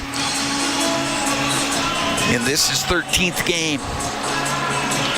His last game was February 4th at St. Louis. He's been in Bakersfield. Yeah, 15 goals, 30 points, plus 7, 52 games in Bakersfield.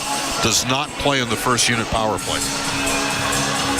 Which, by the way, has not been a very good power play this year. And they got a lot of injuries down there right now. Philp to take the draw. Wins it to Kapanen. Tried to shoot it, got blocked. Got it to the point. Bouchard let it go wide of the net. Bolduc out with it to Sundqvist. Broken up at the Edmonton blue line. Broberg will shoot it in. Out from behind the goal is Bouchard. Now up the left wing. Into the St. Louis zone. His shot. Glove saved by Binnington. And he's going to hold on to that with 6:11 to go here in the first. The Blues up 1-0.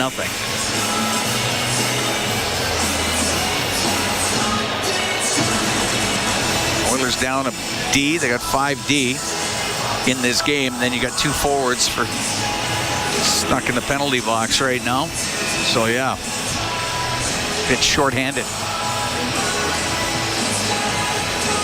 Face off to the left of Binnington. Henrique will take the draw against Shen. Gets into their skates to the middle of the ice and brought out to centers. Neighbors takes a hit from Hyman. The puck at the Edmonton blue line. Snuggerud will get it in, then lost it to Janmark. In over the Blues line. His pass at Snuggerud picked that off. Oilers got to quit passing backwards. Shen into the Edmonton zone, bounces it towards the net. That pinballs off a few sets of skates over to the right wing, and it's Stetcher to get it out. Shen inside his own end. Throw it across, and it goes through the middle. That'll be icing against the Blues. 5:36 to go here in the first. 1-0 St. Louis leads.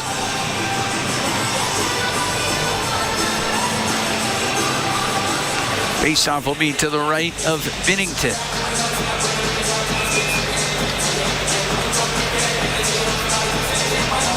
Ryan Suter, the goal scorer. It was a shorthanded tally at 8:44 this first period. He dropped the puck. It wasn't right.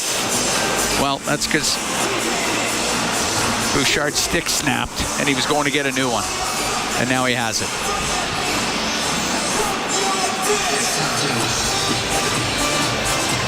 McDavid, Arvidsson, and Brown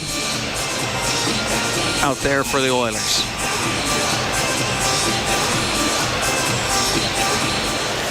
Shen to take the draw, but it goes to McDavid in behind the net. Tried to bank it off of Binnington. It hit the outside of the goal, and the puck to the corner.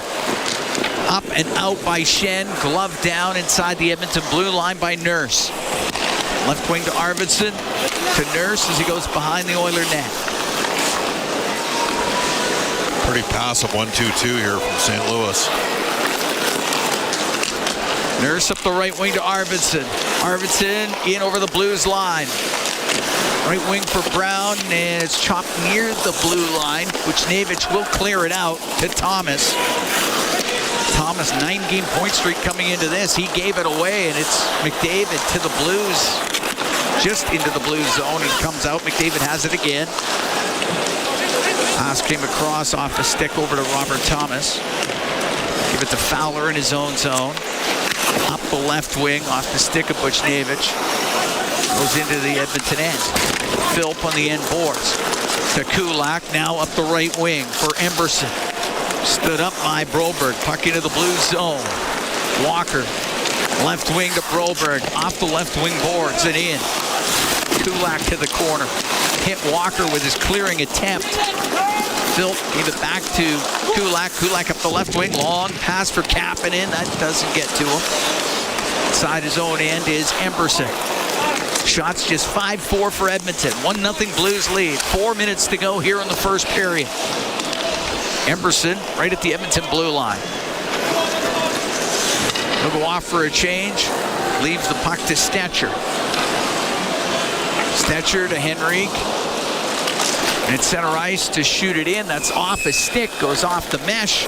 When we get a whistle, we'll take a break. 3:45 to go in the first. 1-0. Blues lead the Oilers from Rogers Place. It's Ford Dealers NHL Hockey on the Oilers Radio Network. Get ready to live sky high. Sky Signature Suites offers remarkable units for rent featuring sophisticated floor plans, designer finishes, and breathtaking views. Experience resort-like amenities including a full-time concierge, yoga and fitness studios, golf simulator, plus indoor and outdoor lounges for you to live your best life. Visit SkySignatureSuites.com and make your home high above the ordinary. Are RS Breakers and Controls, Canada's leader in new, used, tested, and obsolete circuit breakers, MCC buckets, bus plugs, and switches. They have everything you need to maintain your aging electrical infrastructure, ensuring it operates as good as new. Their 24/7 emergency response gets you back up and running quickly, saving valuable time and money. Minimal generators or modifications needed, and like-for-like replacements mean no special inspections. Don't replace, repair your legacy equipment with RS. Visit rsbreakers.com. It's a new era for Ford in Edmonton. Welcome to Big West Ford. Located westbound on Stony Plain Road just east of the Henday, Big West Ford is Edmonton's newest and most exciting Ford dealership. Whether you're after the legendary F-150, the Powerhouse 350 Super Duty, or the adventurous Bronco, they've got you covered with exceptional selection and service right here in your city. Big West Ford, driven by you. Visit Big West Ford at 18208 Stony Plain Road or online at bigwestford.com. All games, all season. You're listening to the Oilers Radio Network. Here at Rogers Place, 1-0 Blues lead the Oilers. 3:45 to go in the first period. Ryan Suter, the goal scorer. Oilers 50-50 presented by Rogers. It's back with life-changing jackpots. Tonight's Oilers Caring for Oil Country 50-50 jackpot sitting at $478,000 and climbing. Our next lucky winner could be you. Get your tickets now at edmontonoilers.com/5050.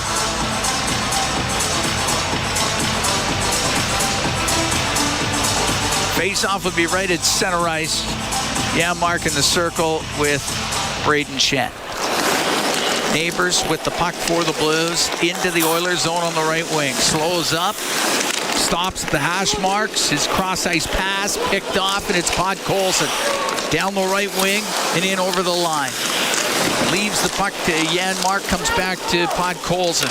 Rips it around to the right. Snuggerud will get it out to Neighbors.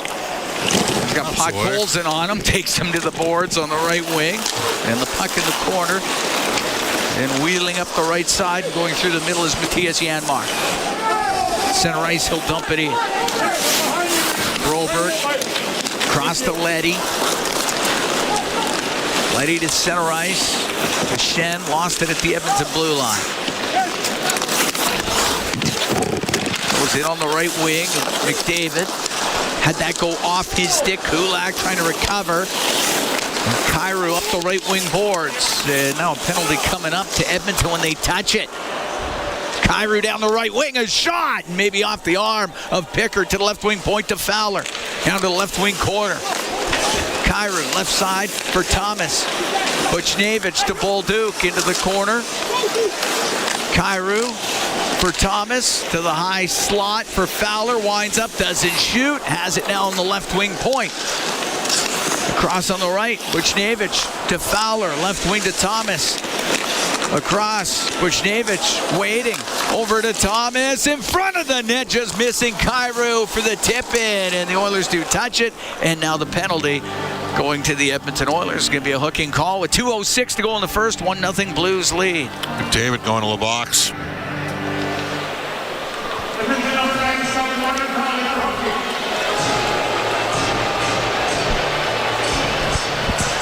Oilers penalty killing. Cam has moved up to 17th in the league at 77.9%. And St. Louis power play 17th at 21.5. Got to win draws, and the Oilers' best face-off man's on their ice right now. It's Adam Henrique, 55.3%. Oiler penalty kill brought to you by Napa Auto Parts, proud partner of the Edmonton Oilers. Face off to the left, Calvin Pickard. 1-0 Blues, 2:06 to go in the first.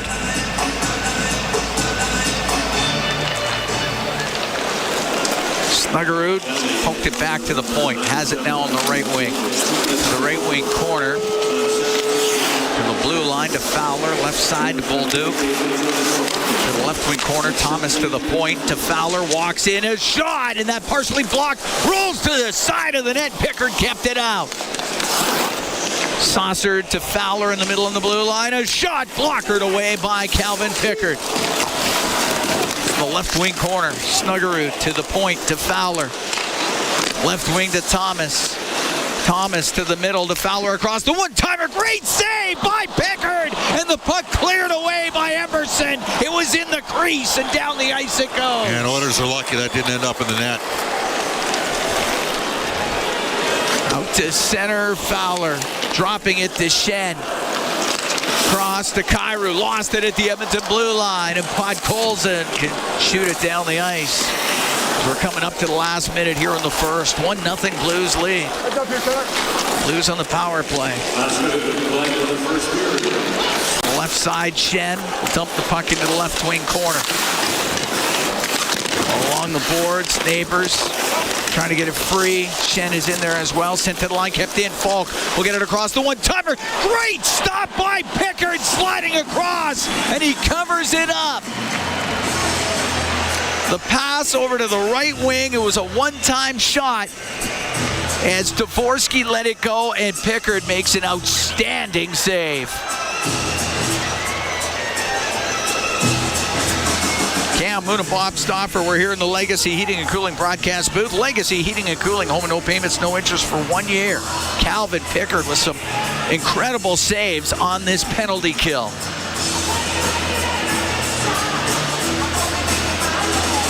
Pickard trying to buy himself an extra second here. Exactly what he's doing is he's adjusting his mask.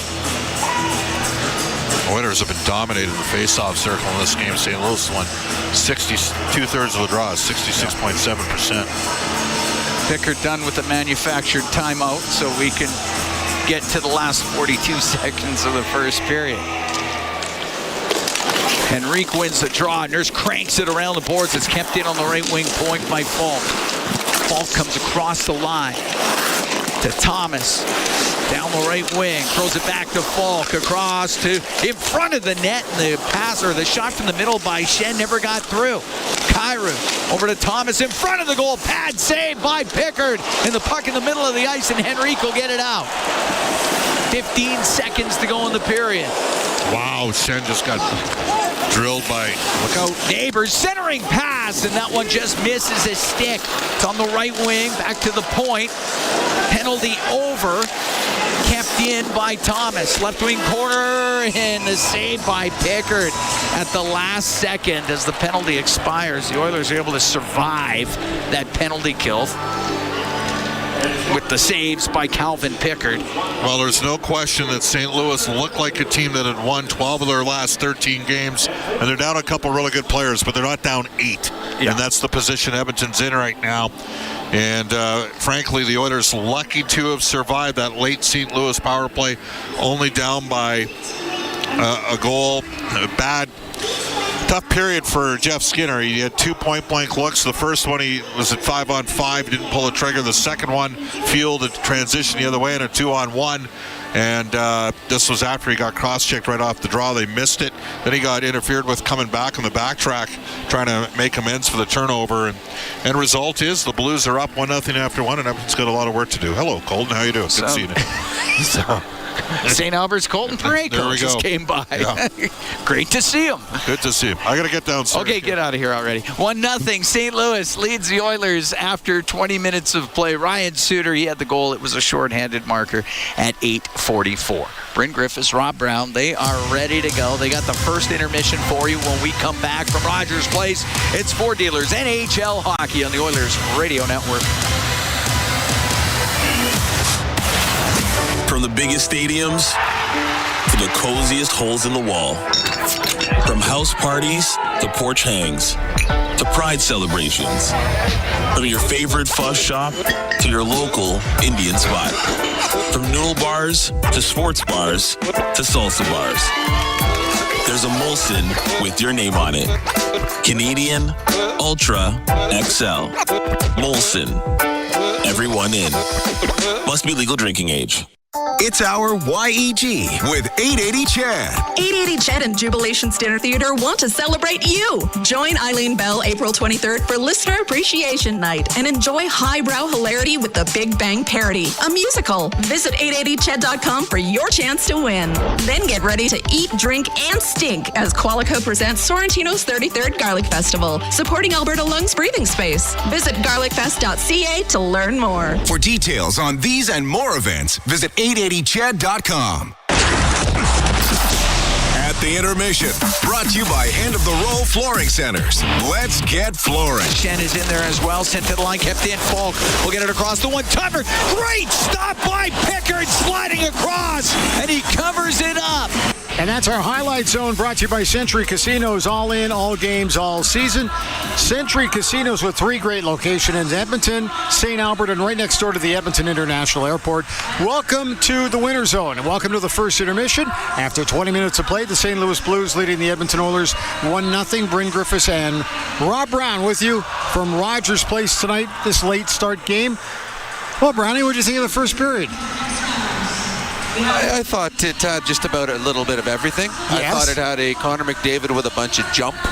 I thought it had Corey Perry being Corey Perry. And having said that, Bennington being Bennington on the other side. I thought there was a couple of missed calls. I thought there were some big saves and a really pretty goal. A lot happened. For in a 1-0 game, there was a lot of events in the first 20 minutes. Shots on goal through the opening 20 minutes favored St. Louis 9-5, but it's 1-0 as we mentioned for the Blues. Okay, you mentioned missed calls. Was one of them Jeff Skinner getting caught up after coughing that puck up, or was that not one of yours? Well, no, there was two. They were both on Jeff Skinner, and they were within 7 seconds of each other. Yeah. There was the big dust up in front of the net between Perry and Bennington, and just about everybody else got involved. Right. Probably the right calls on the play. The Oilers get the power play. But because the Oilers players went in, and rightfully so, face-off comes outside. But off the face-off outside, right off the draw, the puck gets dropped, and 75, Tyler Tucker, who honestly I don't know a whole lot about. He's only got 88 games in the NHL. He gives a pretty good, I wouldn't call it a cross-check, but a cross-punch to the back of Jeff Skinner's head off the draw, and Skinner went down. That's a penalty. Right. And if the ref calls it, it's a 5-on-3. Then Skinner gets the puck in the slot, and twice in the first 4 minutes of the game, he had pucks high slot, both times kind of muffed them. On this one, he muffs it, and it turns into a 2-on-1. Skinner's going to back check. Skinner's not going to catch them. The two Blues have ample room, and I'm not sure who the third Blue is. He grabs the back of Jeff Skinner's jersey. Again, a penalty. And to me, if I'm the St. Louis Blues bench, that should have been called, and I'm furious at the Blue that did it because he didn't need to. It was a 2-on-1. Jeff Skinner was not going to be in the play. You just open yourself up to a call that could have been made and should have been made. And again, instead of having a 2-on-1 break, which eventually scored a goal, that should have been 5-on-3 for the Oilers on the power play. So 2 penalties against Jeff Skinner, and then Jeff Skinner had enough. Yeah. He breaks his stick on the ice. He has words for the referee. He earned every ounce of that 10-minute misconduct. But on that one, I could see the frustration that Skinner had. Sure. Cross-check to the head, being held up on a 2-on-1 that you caused. It was a tough start to the game for Jeff Skinner, and a tough start to the Edmonton Oilers, where they have 2 power plays in that period, yes, and ended up down 1-0 on their 2 power plays. That jersey pull was so obvious from way up here. That would have been in the NFL, that would have definitely been a PI. That was a flag on the play. That was a definite flag on the play. And again, on that one. it was a dumb one. Yes. That was one. I mean, Jeff Skinner wasn't catching the 2-on-1. There was no way he was catching it.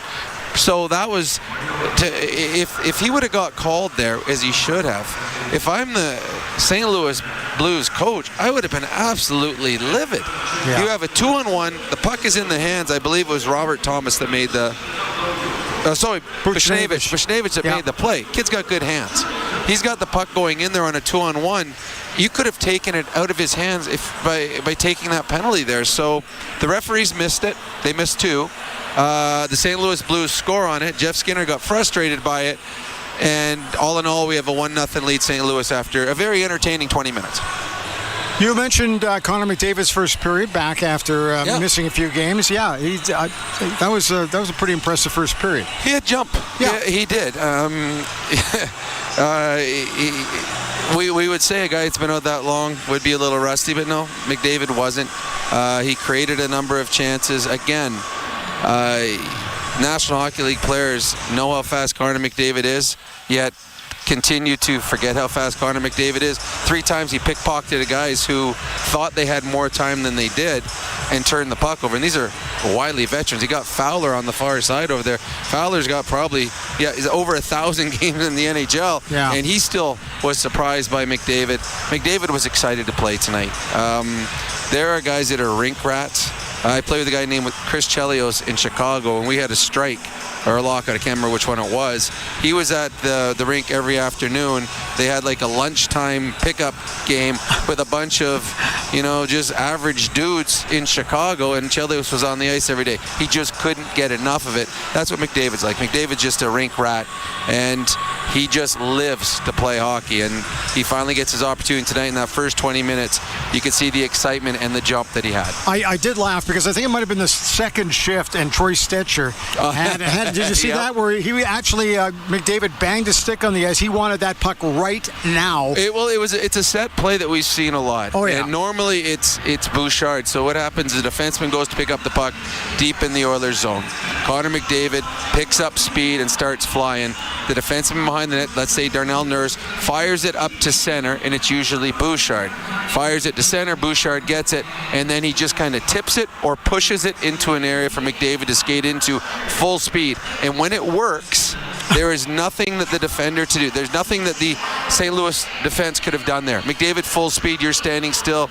It's no contest. We've seen it happen a couple times this year, where I believe it was against Dallas, where they did it to perfection. Right. This one was the same thing, except it was up to Troy Stetcher, and Connor was flying, and he was slamming his sticks. It was one of those frustration slams after he didn't get the puck. Then Stetcher turned, and then McDavid darted to the middle. Here's your second opportunity to give me the puck. Yeah. He didn't get it, and then Stetcher dumped it in and changed, and it was just the look like from McDavid, like, no. I want that puck right there, and he did. And had the puck come his way, it's a breakaway. But Stetcher's not usually in that spot. Stetcher's not usually on the ice with McDavid. The set plays that we see with Bouchard or Nurse, Stetcher wouldn't be privy to a lot of those. So a missed opportunity. But Stetcher, he's making the right play or the smart play. I get the puck, I get the line, I want to change, so I get the red line, dump it into a corner, and I get off the ice. But it was a missed opportunity with Connor McDavid flying. You've played. Is there a slight discussion on the bench, or you know that maybe you could have done something a little different? No, I don't know if Stetcher would have known that, because Stetcher didn't see the play. If Stetcher's a smart hockey player. If he sees the play, he makes the play. Right. He didn't. So that might be one where between periods, the assistant coaches will walk in with the video or bring him into a room, say, okay, here, look at this play. Take a look at it and see what's open. It's a learning experience, and it's a teaching moment. But Stetcher did nothing wrong on the play. No, right. It's just he didn't read what Connor McDavid did. And again, Connor reads the game different than anyone else. Bouchard is usually out there with Connor, and that's a set play that we've seen work to perfection. Stetcher just missed it. The iPads on the bench, would you have used them? Would I have used them? Yeah. No, because they would have pulled it out for the bad moments that I had in my shift. So I'm like, okay. I'm glad there weren't iPads when I played. Rob, you didn't have your guy. Yes, I did. Well, here we got video proof. You didn't. Go away. Darn it! I don't like video proof. So no, I wouldn't have liked iPads in my game. Okay, Brownie, we'll talk to you coming up in the second intermission. We'll take a timeout. Oilers are trailing the Blues 1-0 after 20 minutes of play. We're coming back with more shortly. At the intermission is brought to you by End of the Row Flooring Centers. Let's Get Flooring. This is your Ford dealers, NHL Hockey on the Oilers Radio Network. At Sobeys and Safeway Liquor, they recommend pairing locally distilled spirits and their ice-cold beer selection with... And Oilers win! Sobeys and Safeway Liquor, proud partners and fans of the Edmonton Oilers. Please enjoy responsibly. Proudly headquartered in oil country, Capital Power is delivering reliable and affordable power today while building clean power systems for tomorrow, creating the balanced energy solutions communities across Alberta and North America can depend on. Visit capitalpower.com to learn how they are powering change by changing power. Be part of their energy and join Capital Power as we all cheer on our Edmonton Oilers on their quest to win it all. It's a new era for Ford in Edmonton. Welcome to Big West Ford. Located westbound on Stony Plain Road just east of the Henday, Big West Ford is Edmonton's newest and most exciting Ford dealership. Whether you're after the legendary F-150, the Powerhouse 350 Super Duty, or the adventurous Bronco, they've got you covered with exceptional selection and service right here in your city. Big West Ford, driven by you. Visit Big West Ford at 18208 Stony Plain Road or online at bigwestford.com. At Sobeys and Safeway Liquor, they recommend pairing locally distilled spirits and their ice-cold beer selection with... Sobeys and Safeway Liquor, proud partners and fans of the Edmonton Oilers. Please enjoy responsibly. With Global News, I'm Thomas Dias. U.S. President Donald Trump backed off on reciprocal tariffs for several nations today, announcing a 90-day pause and lowering rates to 10%, except for China. Global markets surged this afternoon upon hearing the news, especially Wall Street, even though precise details of the plan were not immediately clear. However, still no reprieve for Canada on the 25% levies affecting autos as well as steel and aluminum. Out on the federal election campaign trail, NDP leader Jagmeet Singh says his party will fight to expand pharmacare in the next parliament. At a stop in Vancouver, Singh said an NDP government would establish a complete pharmacare system that would include easier access to medications like antibiotics, cancer drugs, and pain medication. Liberal leader Mark Carney was in Calgary today pledging to make Canada an energy superpower by speeding up review processes to greenlight major national energy projects, while Pierre Poilievre showcased a crime platform in Northern Ontario, including a 3 strikes law that would make people convicted 3 times of serious offenses ineligible for bail, probation, parole, or house arrest. News on demand at 880ched.com. Celebrating 70 years in the signage industry, William Huff Advertising is the most recognized name in the game. An in-house, one-stop shop for all of your design, print, and installation needs. William Huff provides quality graphic solutions for everyone.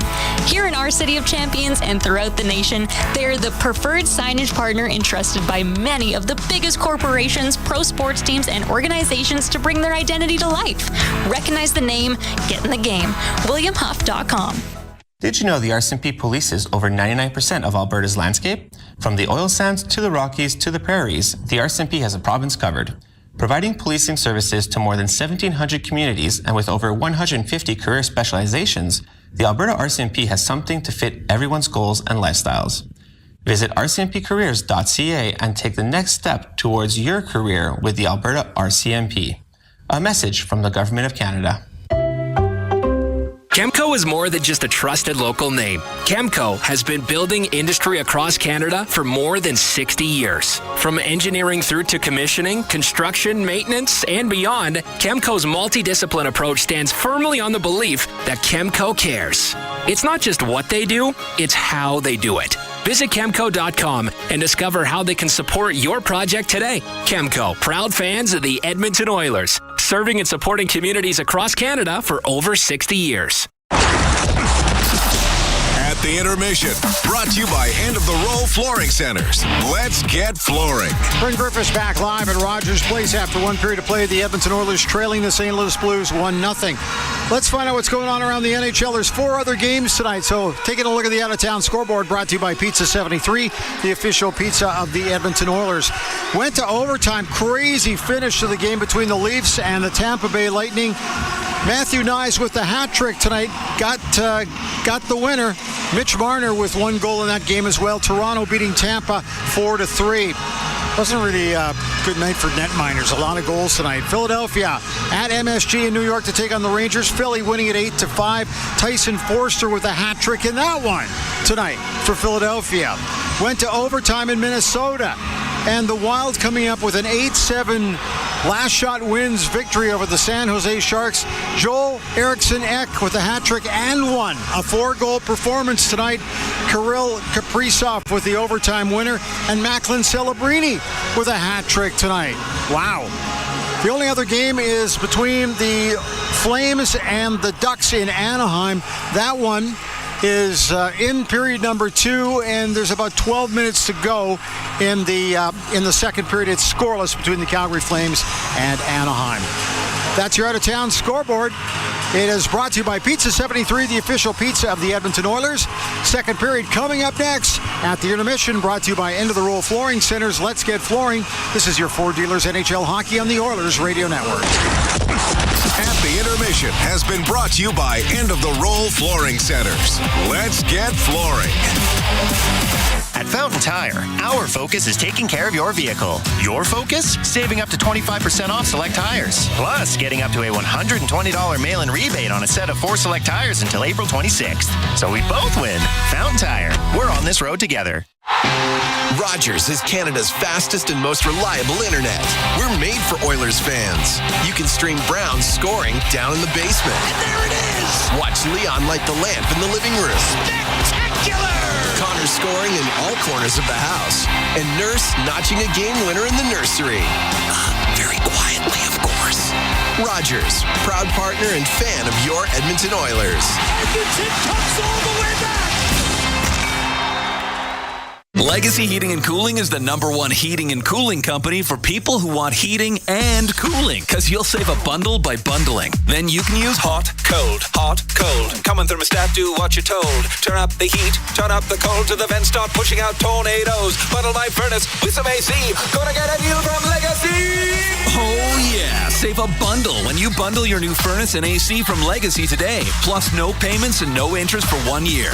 That's how you build your legacy. Legacy Heating and Cooling. At Fountain Tire, our focus is taking care of your vehicle. Your focus? Saving up to 25% off select tires. Plus, getting up to a $120 mail-in rebate on a set of 4 select tires until April 26th. So we both win. Fountain Tire. We're on this road together. Listen on air, online, and on the Radio Player Canada app. This is the Oilers Radio Network. Here at Rogers Place, 1-0 Blues lead, getting ready for the second period of play. It was Ryan Suter scoring shorthanded in the first. As the Oilers play the Blues for the third and final time here in the regular season. Edmonton with a 3-2 overtime win in St. Louis February 4th. And they had a 4-2 win against the Blues here at Rogers Place on December 7th. We get set for the second period. Philp out to take the draw for Edmonton against Faksa, and it goes back into the St. Louis zone. Broberg through the middle, just off the stick of Faksa. Pickard out to play it. It goes to the right wing corner. Walker towards the net, just over the goal, and chopped up the right wing. Toropchenko will try to keep it in for St. Louis to the point to Broberg. A shot and the glove save made by Pickard. He'll hold on. We're 23 seconds into the second period. It's a 1-0 Blues lead. Face-off will be to the right. Calvin Pickard. Pickard's last game Saturday. That was in Los Angeles. Made 26 saves. He played good that night. Loss. Yes, he did. You know, Cam, I think I might have even been a little bit understated on the 2 non-calls against Skinner. Certainly they missed it should have been a 5-on-3 right off the draw. Tucker got a cheap shot in on Skinner. They missed it. And then the play up the ice, sometimes you're not going to get that call when you're on the power play. But I don't think the Oilers too pleased with what they saw in the first period. I do think upon further review, the refs got the right call in the sequence with Corey Perry and Binnington. Binnington double minor, Perry a minor. Yeah. Off the draw in the Edmonton zone, it goes to the middle, up to the line where Broberg was able to keep it in. Down the right wing, Neighbors got it loose to the corner. Bouchard for Edmonton to Henrique, to Arvidsson. Off his skate, pitching in was Leddy, but the puck comes out. Neighbors with it at his own blue line for St. Louis. Up the right wing for Snuggerud. Snuggerud into the Edmonton zone. Lost it in the slot area. And Henrique will get it out. The right wing for Hyman comes into the Blues zone. Just over the line. Drops it down the right wing. Emberson got it in behind the net. In front of the goal. Looking for Hyman. It missed him. And it goes all the way down the ice. Kulak out from behind the Edmonton goal and now through the middle of the ice. Right wing for Connor Brown. Just got it in. Yeah, got to get the puck deep there. Fowler with a long pass that misses Buchnevich. It's icing against St. Louis. So, and we always give credit to the source. Hart Levine from Puckpedia says, with the $1.75 million in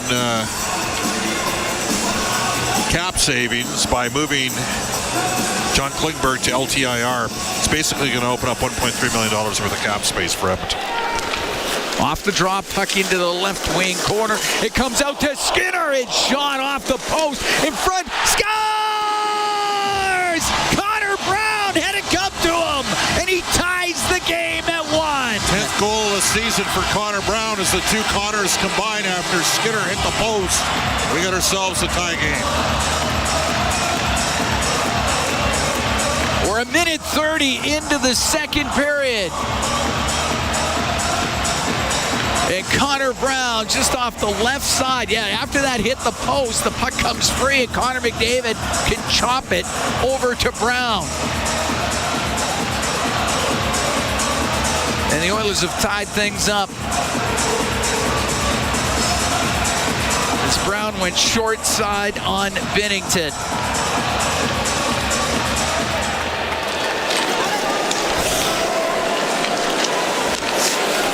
Tucker up the right wing off of Sundqvist. It went to the Edmonton blue line, but that's it. Battle for it. Sundqvist will shoot it in. Out from behind the net, McDavid now cuts to the middle. Gains center ice. He'll bring it in. He'll shoot it. And he didn't get much on it. It goes into the left wing corner. Takes a hit from Tucker, but gets the puck. Goes in behind the goal. In front to Skinner. That just missed. Back to the point. Nurse down the left wing to Bouchard. Turns back to the boards. Bouchard up to the line. Cross ice pass, and it hit Bolduc, and it came out. Force that play into McDavid. Didn't take the easy option that was there. Jeff Skinner in with it, but it's offside against the Oilers. Yeah. And McDavid got taken into the boards there in a physical manner. Yeah, by Tucker. I wonder whether or not at some point here, Tucker's got a couple shots in on some of the other players. So Brown from McDavid, a minute 30 in.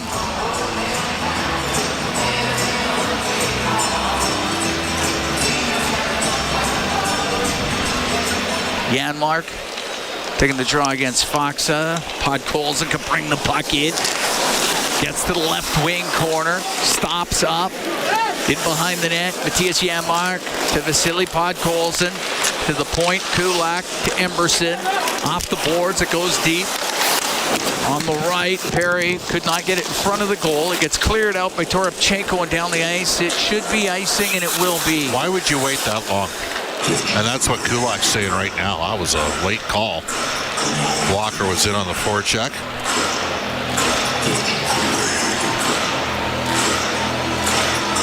Travis Toomey, former Alberta Golden Bear, Seattle Thunderbird.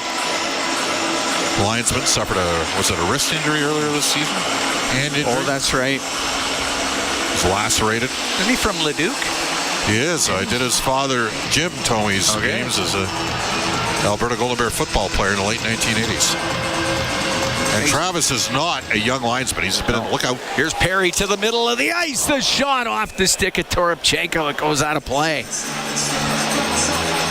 Janmark with a good job. Again, St. Louis has just dominated the faceoff circle.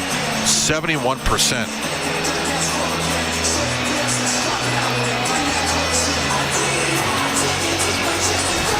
Walter's going to make a change. Good stick, Toropchenko. Who's a tall man. He's a 6'6".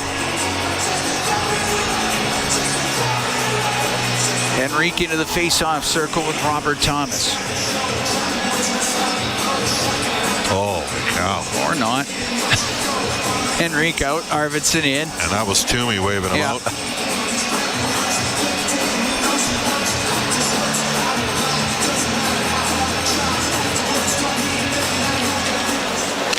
Drop it. Arvidsson to the left wing point to Nurse. Throws it in behind the net. Rimmed by Fowler. Comes out. Nurse inside the Edmonton blue line with it. Through the middle, Arvidsson up the left wing to Hyman. Comes into the blue zone. To the left wing corner. Backhand shot off the outside of the goal. Henrique up the left wing to the point, but nobody there yet for Edmonton. It'll go down the ice. Arvidsson and Henrique in a misread there. Stetcher on the right to Henrique, to center ice to Arvidsson. He'll throw it across to Nurse. Into the blue zone. Rims it on the right wing. Hyman in the right wing corner. It's pass broken up. Goes off of Kyrou. Kept in on the blue line. But right to Falk, and he'll get it out. Finds Thomas into the Oiler end on the right wing. He'll shoot it. That just misses. Comes around the boards and out through the middle of the ice. Philp in over the line to Arvidsson. To Philp in the left wing corner. Right side to Hyman. Hopped on his stick, and Emberson kept it in. Cleared out. It's at the Edmonton blue line. Center ice to Jones. Zone into Emberson over to Kulak. Kulak through the middle to Kapanen. He'll throw it in on the backhand. And after it is Jones. It goes to Philp.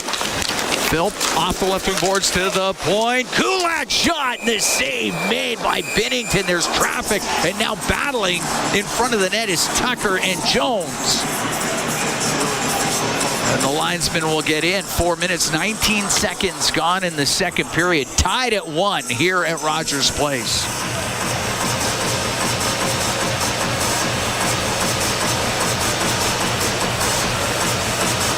Faceoff will be to the right of Binnington.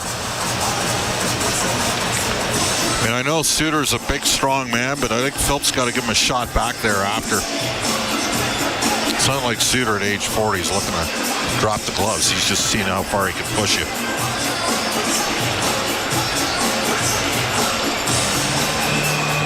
All right, McDavid out there against Thomas. Kicked out of the face-off circle. The linesmen are all over this game tonight. Jeff Skinner will come in, or not. All right, they got to figure it out, I think. Falk off the right wing boards and out with it. It hops just over the stick of Nurse. Bouchard's got to go to the end boards to Nurse on the left wing. To Skinner hits the referee's skate. Puck along the boards. Goes in behind the Edmonton net. Sundqvist to the left wing point. The shot from the point. The blocker save made by Pickard after Fowler put it towards the goal.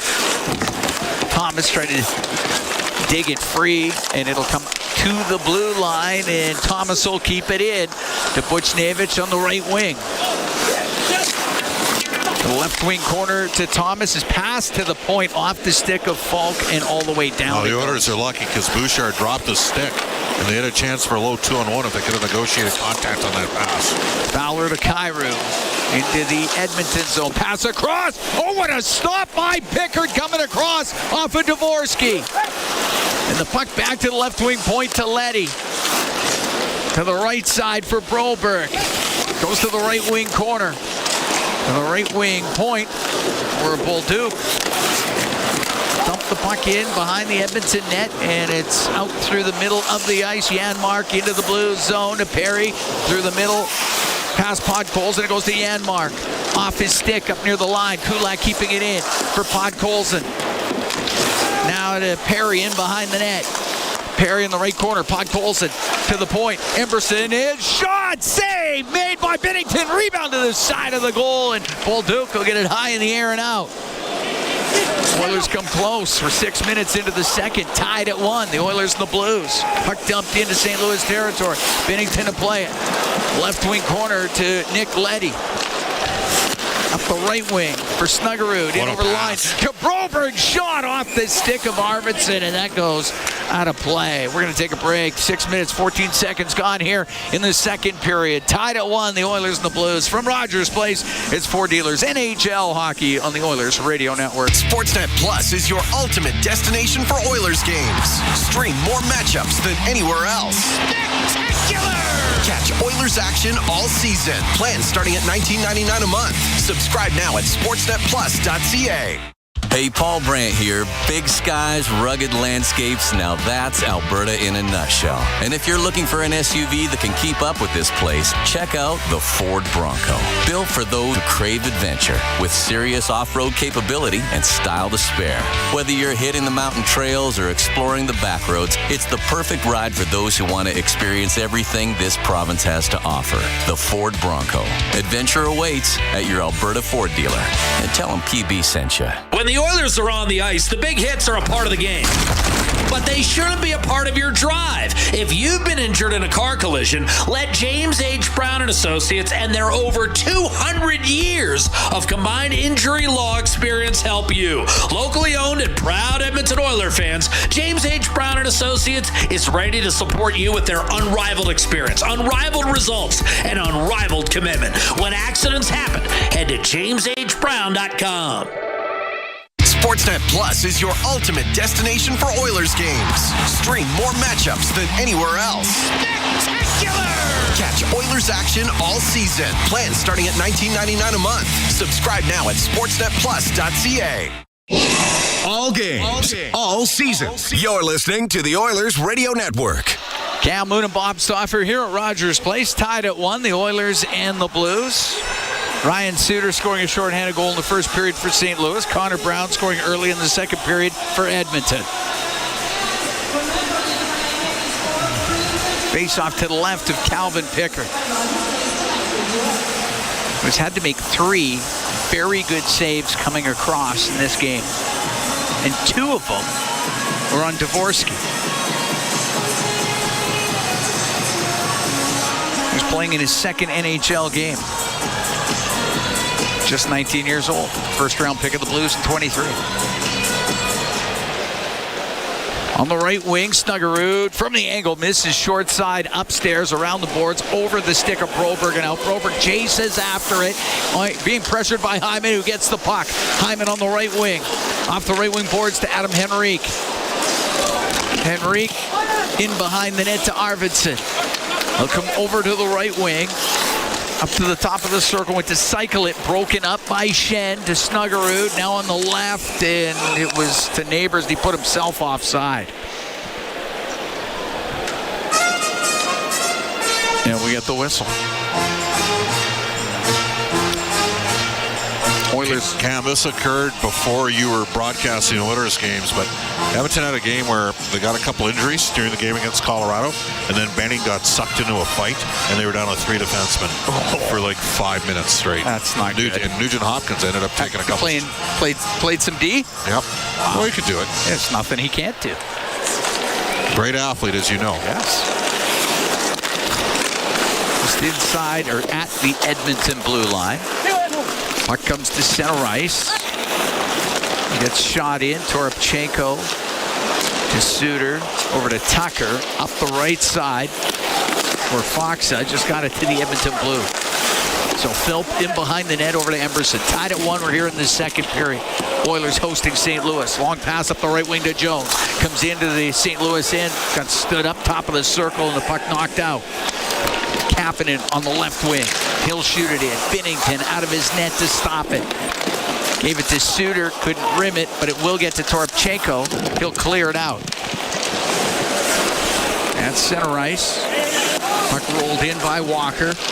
Kulak coming out for Edmonton through the middle and over the line. His shot, a riser off the end glass. The rebound off the end glass put wide by Kulak. That came right back out to him. Binnington didn't know where it was. Jeff Skinner on the right wing inside the St. Louis zone. Right wing corner out to McDavid. Back to the right point. Bouchard to Nurse. Nurse went to pass it. His stick snaps in half. McDavid has it on the right wing. For Bouchard, hops over his stick. It comes out after it. Picked up by Kyrou. A shot. Great stop by Pickard. It comes in front. The shot. Another stop. And it goes around the boards and all the way down the ice. Well, that time the puck came back to Bouchard, and it was a tough pass, and it was rolling. And he, like a shortstop that's good hit no field. It's brought in on the right wing. Falk down the right side from the angle. Off the stick of McDavid. It goes to Bouchard. We're tied at 1 here in the second. Bouchard up the right wing to McDavid. Off his stick. He'll chase after it in the blue zone. Get to it. In behind the net. Pass hits a stick, but he still has it now knocked free and out by Bolduc. On right wing, McDavid into the blue zone. To the right corner with Fowler. Perry's in there too as it goes in behind the net. Bolduc on the right, but pinching in Stetcher, and now knocked past him and out, but not hard enough for icing. Emberson, side the Edmonton blue line. On the right wing, off the stick of Perry and in. It goes to the right wing corner. Leddy for Neighbors. Neighbors high in the air and out. Stetcher turns in front of his net, across to Podkolzin, over to Emberson, to Stetcher, to Emberson, to Stetcher, left wing at center to Podkolzin. He'll direct it in. Binnington to play it. Broberg to Snuggerud, but he won't get it out. Broberg will lose it. It comes in front to Perry. Saved by Binnington. What a chance there for Corey Perry. And it's cleared to center. Philp on the right side will shoot it in. Coming up to the halfway mark of the second period. Tied at 1, the Oilers and the Blues. Kulak on the left point. Got it to the corner. Shen to the middle of the ice to Leddy. Could not get it out. Jones had kept it in. Shen now gets the puck to the center ice line. Kulak will dump it back in, but that goes over the glass, and it goes out of play. We're going to take a break with 9:47 to go here in the second period. Oilers and Blues tied at 1. From Rogers Place, it's Ford Dealers NHL Hockey on the Oilers Radio Network. Pizza 73, the official pizza of your Edmonton Oilers. Loyal to the oil, in Edmonton we trust. Rising to the top like a pizza crust. Got the flavors to play, cooking on ice. Hunger happens, gotta score a slice. Let's go Oilers, E-Town unite. Ice District to Jasper, downtown to White. Wearing orange and blue, game on the screen. Make the right call, Pizza 73. Let's go Oilers, 737373, Pizza 73. Real Canadian Superstore has more ways to save than any other major grocer. Check out their weekly flyer for PC Optimum offers, deals on club size, no name, and always low-priced everyday items. Visit in-store to find everything from fashion and home decor to toys and electronics. And don't forget their new Fresh Promise on produce. If your produce isn't fresh, they'll replace it and refund it. There are so many ways to save at Real Canadian Superstore. See their flyer for details. Did you hear what happened to Rick while he was building his fence? Yeah, he hit a natural gas line. They had to evacuate his entire neighborhood at dinner time, too. I bet he didn't make any new friends that day. It cost him a ton to get the line repaired. I wonder why he didn't get his underground utilities marked. Don't be that person. If you're digging on your property, request a locate for natural gas lines. It's free and can prevent serious injury or financial loss. And you won't upset the neighbors. Visit clickbeforeyoudig.com. A safety message brought to you by ATCO. Listen on air, online, and on the Radio Player Canada app. This is the Oilers Radio Network. Here at Rogers Place, Cam Moon and Bob Stauffer. We're in the Legacy Heating and Cooling broadcast booth. Legacy Heating and Cooling. Home and no payments, no interest for 1 year. Tied at 1, Oilers and Blues. 9:47 to go in the second period. The shot's just 13-9, and we're just over halfway through the game. Good chances have been tough to come by, both ways. Face-off's going to be at center ice. McDavid, Skinner, and Perry out there, or Brown, pardon me. And the puck goes to McDavid. He'll come down the right wing to the right wing corner with Fowler on him. Worked loose, goes to Skinner. Skinner top of the circle, right side. Torpchenko got it out. Won't be icing. Nurse to Bouchard. Tried to hack it up the right wing. Gets to the top of the circle. McDavid got it out to center ice. Fowler across to Falk. Right side to Walker. Get it in on the backhand. Bouchard will rim it around to Connor Brown. He directed it out past Fowler. Fox up back into his own end. Over to Falk. Through the middle of Torpchenko. Off his stick and in. Bouchard to Nurse. In behind the Edmonton goal. Now out through the middle. Pass hit the stick of Torpchenko. Up into the air. Bounces into St. Louis territory. Falk out with it. Now to Buchnevich to Kyrou. Cross ice pass through the middle. Tucker to Thomas in front of the net. Just pulled wide by Buchnevich on the right wing.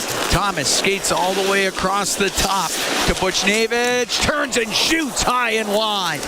Thomas on the left wing in the Oilers zone. Saucers it to the blue line to Suter. Now on the right to Tucker off the post. And that goes all the way out and down into the St. Louis end. What a chance there for Tyler Tucker. Kyrou will get it in.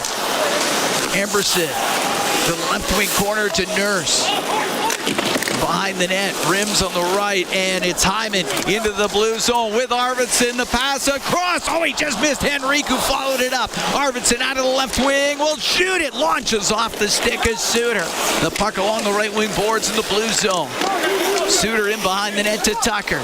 Under 8 to go in the second. Tied at 1. The Oilers and St. Louis. Tucker to Suter in behind his net. Off the boards and out. Down the ice, should be icing. And it is. Blues come close, hitting a post. They're definitely playing like a very confident squad. I mean, they don't have Colton Parayko as their best all-around defenseman. And they don't have Dylan Holloway, who's had a wonderful year. But again, the Oilers don't have Leon Draisaitl, the only guy in the NHL with 450 goal seasons in the last 7 years. Ryan Nugent-Hopkins, 100-point scorer. Their beef with Trent Frederick and Evander Kane. And then Ekholm and Wallman, who are half of Edmonton's top four. Oh, and Stuart Skinner. Well, Pickett's played well tonight. Face off to the right of Binnington. McDavid in the left wing corner. Colson off his stick, goes to McDavid to the blue line. Nurse's shot just tipped wide. Buchnevich in the corner. Over to the left, McDavid to the top of the circle, to the point. Nurse's shot, rebound, scores! Vasily Podkolzin found the loose puck and gives the Oilers a 2-1 lead. Well, there's some simplicity in that. McDavid's going to pick up his second assist of the period. Is Vasily Podkolzin, who's been a consistent performer for Edmonton. Gets his 8th goal of the season. You know what you're going to get. He's an effective penalty killer, and he finishes checks, and he keeps plays alive on puck retrievals. And that time he gets rewarded with a backhand goal on the rebound. 12:39, time of the goal for Podkolzin. And the Oilers take their first lead of the evening. Kulak with it in the Edmonton end. To the middle to Emberson, off the stick of Jones. Goes in behind the St. Louis net. Don't get caught up ice. Neighbors to Snuggerud. He's got Shen with him. Snuggerud into the Oiler end. He'll throw it across where he finds Leddy. Goes to the right corner. Leddy along the right wing boards. Good back check by Philp. And he won the puck battle. Gave the puck to Emberson. He'll get it out to Philp through the middle of the ice. In over the Blues line to Podkolzin. Back to Philp. Across. It just missed. Jones with it. The puck out to the neutral zone. Broberg off the right wing boards and in. 2-1 Oilers lead. 6.5 to go in the second period. Up the left wing, it's Janmark. Into Blues territory. Went cross ice with it. Nobody from Edmonton could touch it. Dvorsky got it out. Now Falk will bring it in. Left wing Sundqvist. His pass, that was knocked down. Goes to Falk. Up the left wing boards to the top of the circle. To Sundqvist along the boards. He lost it. Perry to the middle of the ice to Nurse. On the left to Janmark. He'll dump it in. It's in the right wing corner. Falk to Sundqvist. They'll get it out. His pass too far. And misses Dvorsky. It goes all the way down. Icing against the Blues with 5:51 to go here in the second. Edmonton up by a score of 2-1. Excellent work by Noah Philp. Back check, won a puck battle. Started the transition the other way. They just found Jones on the back door. That's a 200-foot play for Noah Philp. And he had that redirection to hit the crossbar in the first period. Henrique wins the draw. Kulak left wing point, a shot that went off a Fowler. He's in behind the net and now through the middle of Falk. Up the left wing, Bolduc wedged off of it by Bouchard. That was a nice takeout from Bouchard there. Kulak to Henrique, dumps it in. Binnington to Leddy in the right corner, up the right wing boards, won't get out. As Henrique's able to keep it in for the Oilers. Arvidsson pulled it out of some skates to Henrique. Now on the left wing in the corner to Hyman. He'll try to drive it in front of the net. Got it into the crease. Walker can't clear it. Stetcher with a shot. It goes in behind the goal to Hyman. Takes it to the left wing corner with Leddy right on him. Now to the right to Arvidsson, and it does come free. And it's Faksa up to center ice. Into the Oilers zone to Toropchenko. Cross. He was looking for a redirection from Walker. It goes to the left wing corner. Top of the circle, Jeff Skinner for Edmonton. Out to center ice. To Hyman. He'll shoot it in. Binnington to play it to Falk. Up the right wing and out. Buchnevich now to Thomas. Into the Oiler end on the right wing. Thomas in behind the net to the left. To the left wing point. Fowler. Fire it in behind the net to Kyrou. Left side, and Thomas lost it. Oilers out with it. It's McDavid to center. Over center, he'll flip it to the right corner. Brown into that corner. Up against the boards with Fowler. Comes loose to Falk. Connor thought there should have been a trip there. To center ice to Thomas, just inside the Edmonton blue line. Now over to the boards. And it goes off a stick back to Thomas. Thomas to the middle, all the way to the right wing point. Tucker kept it in. Right wing to Buchnevich. 2-1 Oilers lead here in the second. To the point, off the stick at Tucker and out. Long pass to Kyrou. Got over the center ice line. Flips the puck in. Ty Emberson turns it up the left wing for the Oilers. To Kasperi Kapanen. Now up the left wing to Philp.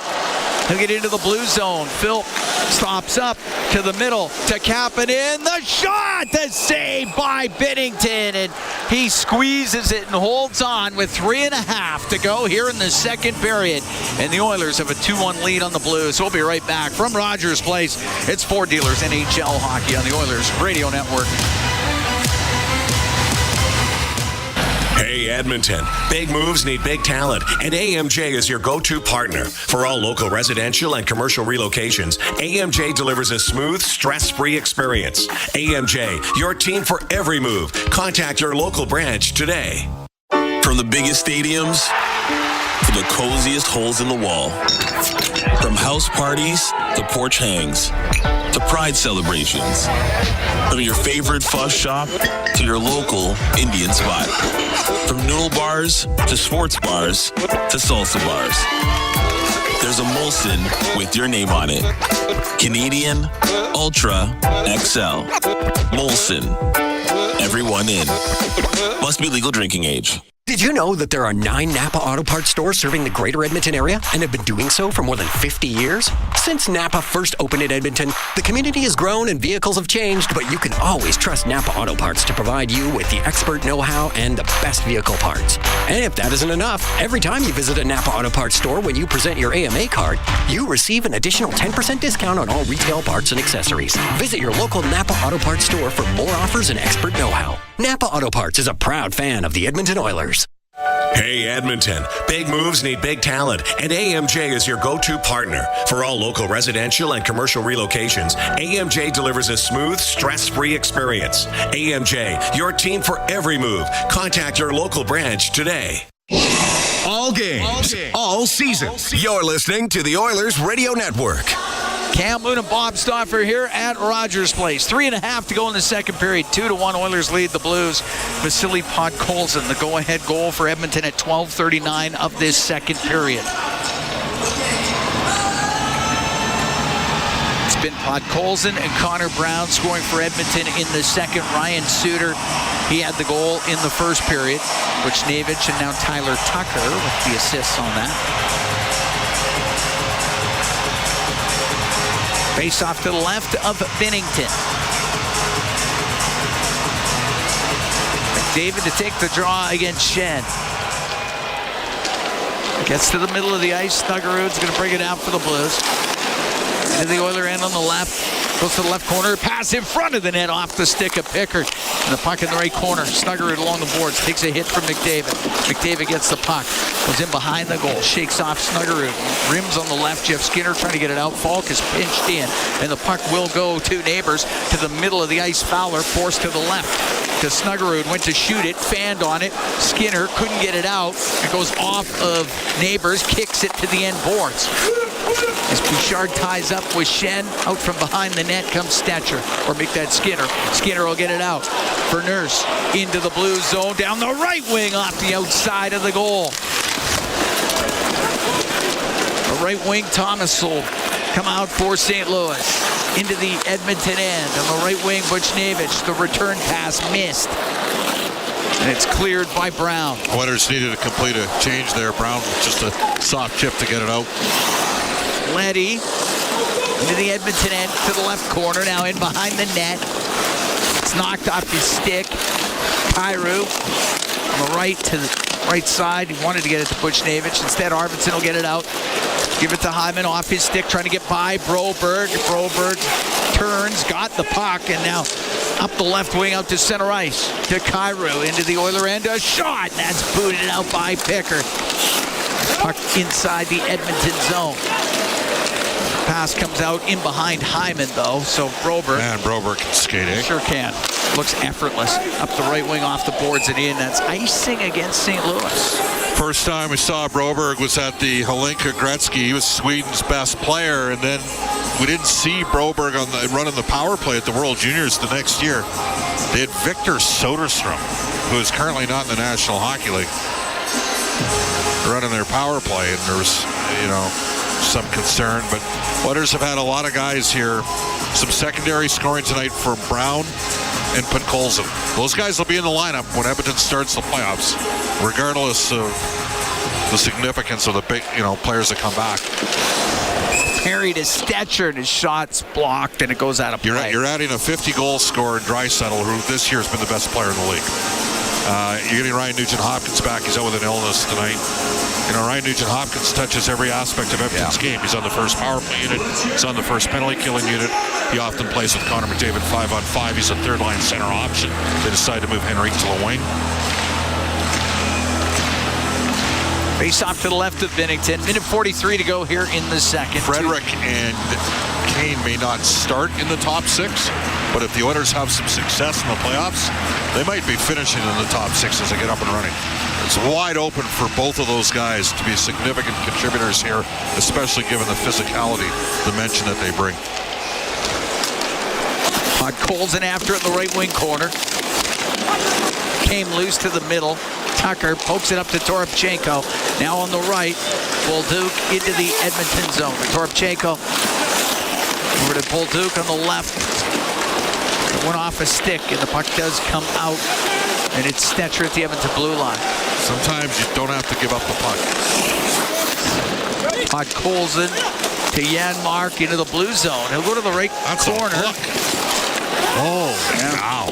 Suter on the end boards went to rim it. It goes off the stick of Janmark. Kept it in. Right side. It was Bouchard. Got it to the corner. Walking it out was Perry. He couldn't get a shot. Last minute here in the second. 2-1 Edmonton leads. How about that work back to the puck from Philp? Now to Kulak, and he'll come into the blue zone. Hammers a shot, and the save by Binnington, and he covers it up. 48 seconds to go here in the second. 2-1 Oilers lead.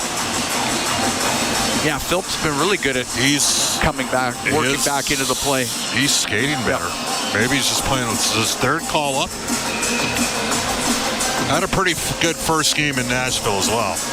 Got an assist on his second shift and then almost scored later in the game.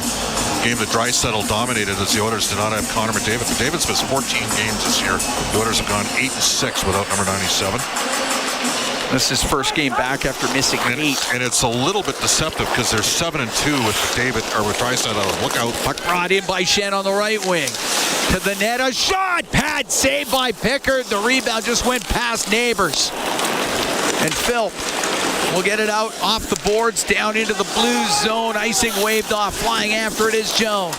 25 seconds to go in the period. Long pass picked off by Kulak in the neutral zone. But it does go to Shen on the left wing. He shoots it in. Pickard to stop it behind the net. To Bouchard. Bouchard waits. 8 seconds left. Let's kill it. And he's probably not going to do anything. You got the lead. Yeah, exactly. And he will. The second period will end. And the Edmonton Oilers get the only 2 goals of that period. Erase a 1-0 deficit. They're up 2-1 after 40. And the Edmonton Oilers, solid period for them. Yeah, solid period. Connor McDavid with a couple of assists. Good things from some support players on the ice, and Pickard's been very good in goal.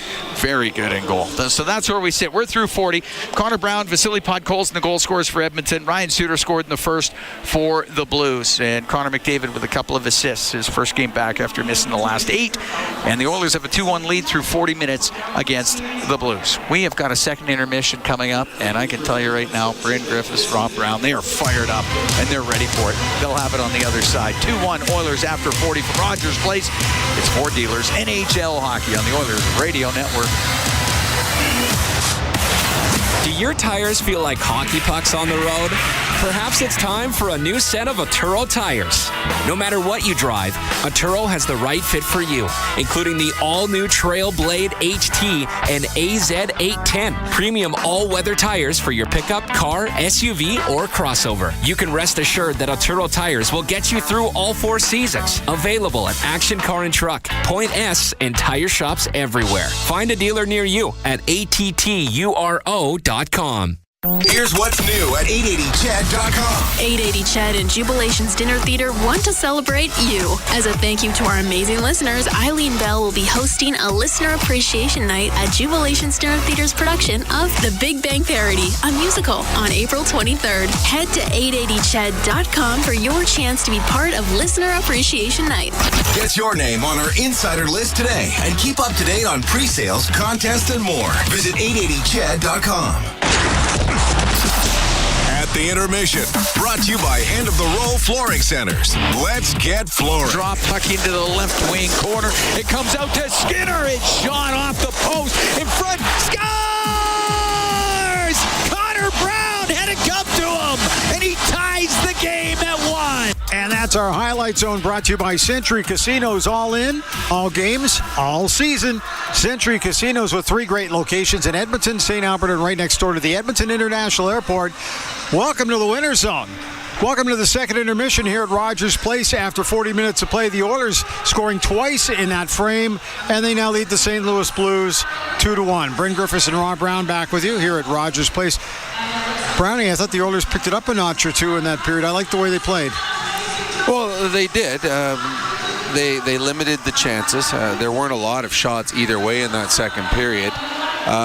They got a couple big saves from Calvin Pickard. Dalibor Dvorsky's had 2 big one-timers backdoor in this game, and Pickard, not only did he come over and make the saves, he was over in plenty of time. That there really didn't look like there was anywhere for the puck to go.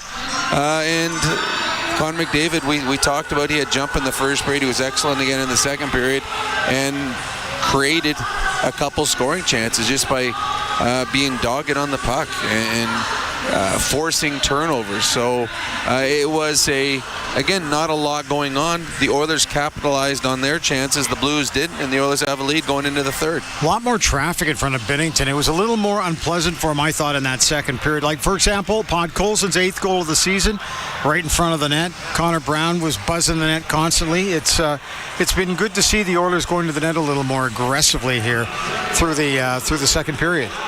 Well, they had started in the first period. I mean, that's why they had a partial brawl on the ice, because Bennington was not happy that he took a knee to the head from Corey Perry. Playoffs, you score ugly goals. There's not a lot of tic-tac-toe odd man break goals in the playoffs. The defensive play is much better, and you're only the 16 best teams are in the playoffs to start, and each round it gets tougher and tougher. If you want to score goals, hang around the blue paint. Create opportunities off shots in the rebounds, deflections, outnumber the opposition in front of the net and fight for every square inch. And the Oilers, a lot of meat and potato players in the lineup for them tonight with a lot of their skilled players out. They understand that they're not going to score from distance. They're going to have to score in and around the paint. And a very nice play by Podkolzon. He was in front of the net for the screen and then was able to clean up the loose garbage that was there. So that was a really nice play by getting puck to net and having net front presence. Oilers playing with 5 defensemen tonight. How are they holding up in your estimation? Oh, they've given up 16 shots through 40 minutes against a very good St. Louis team. They've been fine. There have not been, really, I can't think of any big defensive breakdowns on the back end. Emberson and Stegger are both trying to cement themselves as number 6 going into the playoffs. Both have played well in this game. The defense for the Edmonton Oilers has been very good through 40 minutes. They're going to have to continue here in the third. We've been talking about their puck management over the last, I don't know, how many weeks? It's been a while. Is it any better tonight than it's been, let's say, 2 weeks ago? Well, you look at odd man breaks against and you look at shots against. And they're averaging 8 against so far through 2 periods. They haven't really given up a whole lot. Odd man breaks are usually what happens when you turn the puck over in the neutral zone or the high slot. There was one where McDavid tried throwing it back to Bouchard. It was a bit of a grenade pass. Yeah. Bouchard got caught. That one was on Connor. It wasn't a great pass, and Kyrou had the advantage skating forward to Bouchard's back where he gets a partial breakaway. I think there's a 2-on-1 early in the game. Obviously the one that they scored on, but the Oilers, it's been a good defensive effort. And when you play without a number of your skilled players, a lot of your top scorers in the lineup, you have to play a game that you try to win 2-1. And right now the Edmonton Oilers on the better side of that. St. Louis Blues had their 12-game winning streak snapped in Winnipeg. It was a pretty solid effort by the Winnipeg Jets. Trying to get back on the winning ways when they've been playing at such a high level. Like I said, I had a chance to talk to some fans from St. Louis who were here earlier today over lunch hour, and they said they were just a little concerned about how the team would respond after losing that one game to Winnipeg. I think they played pretty well here, but they're just trailing going into the third period. What do they got to do to get back into this thing? Well, they haven't created the number of chances I think they were hoping for. Right. They're playing against an Oilers team that's missing 2 of their top 4 defensemen, missing probably the MVP of the league, missing the second line left winger or first line left winger Nugent Hopkins. So I don't think we've seen the best of St. Louis in this game, but give credit to the Oilers. They've outworked them at times. They've outbattled them. They've beat them in races towards puck, keeping plays alive. So St. Louis, I don't think we've seen the best of them through 40 minutes, but they're chasing a game now. So the Oilers right now control what happens here in the third period. Just better continue to have good puck management and limit the chances against. Right now, Calvin Pickard is stopping everything he can see. Right. So for the Oilers, get in shooting lanes and force the St. Louis Blues to keep it out on the perimeter. It's only natural that we look and see how Philip Broberg is playing in a game like this based on the fact that he was here last season. What are your thoughts on the way he's played tonight so far? He's been excellent. Yep. He is a very, very good defenseman. You just look at his stats. He's plus 20 on the back end for the St. Louis Blues. Their other defensemen are plus 10, plus 5, minus 6, plus 5, minus 1. He's double the second best player, plus minus on the back end. He's been an excellent pickup for the St. Louis Blues. The Blues, they went out and shocked the NHL, but shocked the Oilers picking up Broberg and Holloway, and both have looked to be fantastic pickups. There was worry about Broberg's contract. Well, it was a worry in Edmonton. It's certainly not a worry in St. Louis. Right. Philip Broberg has been a huge addition. Both he and Holloway, huge additions to this St. Louis team, and a big reason that the St. Louis Blues are going to be in the playoffs. Okay, going into the third period here from an Oilers perspective, Chris Knobloch, what do you say to the team going into the third? Well, one, stay out of the box. I think that the St. Louis Blues created a lot of good looks on their power play. Calvin Pickard had to make a couple of big saves, so you want to stay out of the box. And again, every time you get into a close game down the stretch here, this is practice for the close games you're going to have in the playoffs. Right. Most games in the playoffs are 1-goal hockey games. They just are. It doesn't matter if it's a 1 versus 8 or a 2 versus 3 seed. It's always close hockey games. So there's going to be a lot of 1-goal games. If there's 1-goal games, be able to close them out. I think the Dallas Stars learned that lesson last night, giving up 3 goals in the last minute of play. So the Edmonton Oilers, again, this is just another opportunity for players to showcase what they're capable of doing in close games, and an opportunity for the Oilers to prove again to themselves that these are the type of games they can close out and find a way to win. If the Oilers can hold St. Louis to 8 shots coming up in this next period, they win this? Well, I don't know. I mean, the Oilers have got 2 goals on 12 shots through this hockey game. Yep. It's not the number of shots that the Oilers give up in this period. It's the quality of shots. Yep. So if the St. Louis Blues get 12 and they're all from the perimeter, the Oilers will take that. They just don't want to give up the golden opportunities, and those are ones usually created by big mistakes. I usually hate to ask this kind of a question, but how big a period is this for the Edmonton Oilers?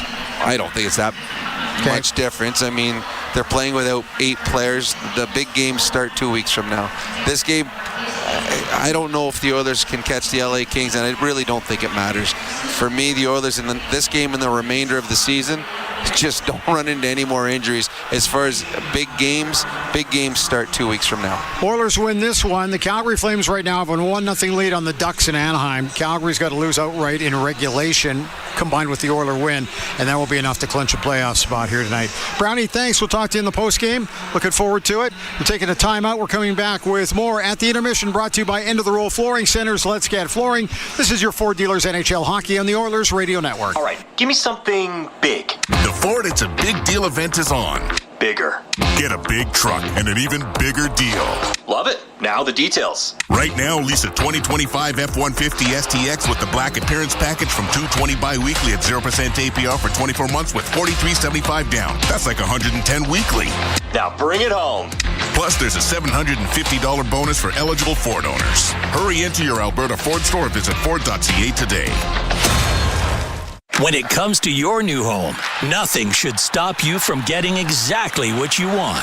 Coventry Homes puts your needs front and center. They won't dig past your questions about customization, and making changes won't get you sent to the penalty box. With their customizable designs and flexible options, your game-changing home is within reach.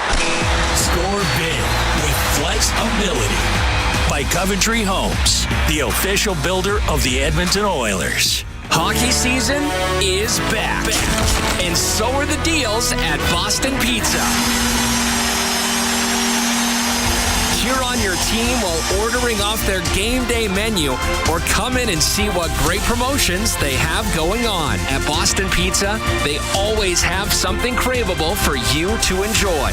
Boston Pizza, proud partner of the Edmonton Oilers. Cheers to a great hockey season.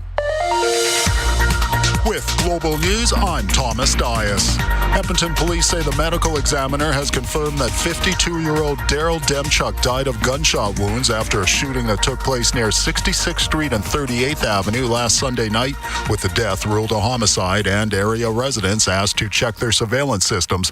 Police say the suspect vehicle is a blue 2016 Honda Pilot seen near 23rd Avenue and 66th Street just before 10 p.m. last Sunday. It was then heading westbound on 38th Avenue after the shooting.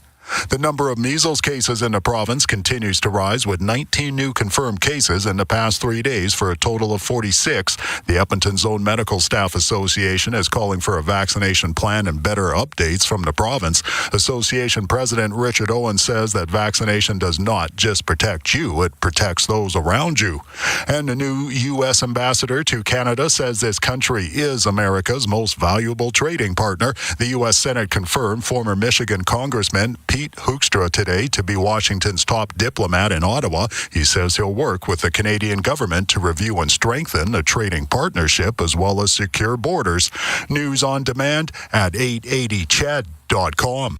The Edmonton Oilers Community Foundation 50-50, presented by Rogers, is back and bigger than ever. The largest 50-50 in sports offers early bird draws, bonus raffles, and a main jackpot, which is growing by the second. With over $100 million invested across oil country, your support directly helps kids, families, and communities in need. Maybe you'll be our next winner. Get your tickets right now at EdmontonOilers.com and help make oil country a better place. AGLC license number 696879. Rogers is Canada's largest and most reliable 5G network. We're made for Oilers fans. You can stream Leon scoring in Leduc. Watch Tide tie things up in Tofield. Unbelievable! Or check out Connor doing Connor things in Kalmar. And even watch Stewart steal the show while you're in Sedalia. Try saying that 3 times fast. Rogers, proud partner and fan of your Edmonton Oilers. End of the Roll Flooring Centers is not only Canadian owned and operated, but we've been your go-to flooring center since 1986. The reason is simple. We make your flooring project easier. Rather than a tiny sample, upload a photo of your room at endoftheroll.com and instantly see what your dream flooring looks like in your house. Thousands of styles just clicks away. End of the Roll Flooring Centers. We've been flooring Canadians for 4 decades. Visit endoftheroll.com. 12870 St. Albert Trail and now open at 580 Parsons Road Southwest. At At the intermission, brought to you by End of the Row Flooring Centers. Let's get flooring. Let's take a look at the out-of-town scoreboard around the NHL, brought to you by Pizza 73, the official pizza of the Edmonton Oilers. Final score in overtime, it was the Toronto Maple Leafs edging Tampa Bay 4-3. Matthew Nyes with a hat trick in that one. Mitch Marner with 1 goal and 1 assist. Big win for Toronto. Another one went to overtime. It was a crazy game in Minnesota where the Wild come up with an 8-7 victory. As I said, in overtime, Joel Eriksson Ek with a hat trick. Actually scored 4 goals in that one. Kirill Kaprizov with 2 goals, including the winner in overtime, and Macklin Celebrini, who we'll see here on Friday night with the hat trick, but it wasn't enough for San Jose tonight. The other games still going on right now. They are in the second period, I believe, yes, and Anaheim and the Calgary Flames are taking on each other, and Calgary with a 1-0 lead on a Michael Backlund goal, so 1-0 Calgary, that one late in the second period. And we're watching that one very carefully. And we'll talk about that on the post-game show. The out-of-town scoreboard brought to you by Pizza 73, the official pizza of the Edmonton Oilers. Third period coming up next at the intermission, brought to you by End of the Row Flooring Centers. Let's get flooring. This is your Ford Dealers NHL Hockey on the Oilers Radio Network. At the intermission has been brought to you by End of the Row Flooring Centers. Let's get flooring. Believing in yourself takes confidence. At Portage College, 93% of grads say their education gave them the skills and knowledge they needed for their careers. That's the kind of confidence that leads to great results. Learn more at portagecollege.ca. Freedom Ford is kicking off the new year with incredible savings. Save up to $16,000 on remaining 2024 models with 0% financing and huge discounts. It's the perfect time to upgrade to a brand new vehicle. Freedom Ford is making room for 2025 models, so these deals won't last long. Visit Freedom Ford today and start the new year in style. Don't miss out. Drive into 2025 with unbeatable savings before it's too late. When was the last time your electricity and natural gas provider made you feel like this?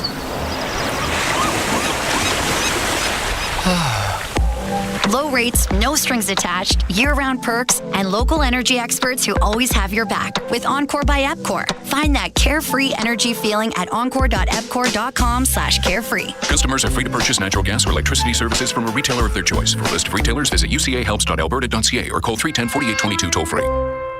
Portage College graduates are incredibly employable.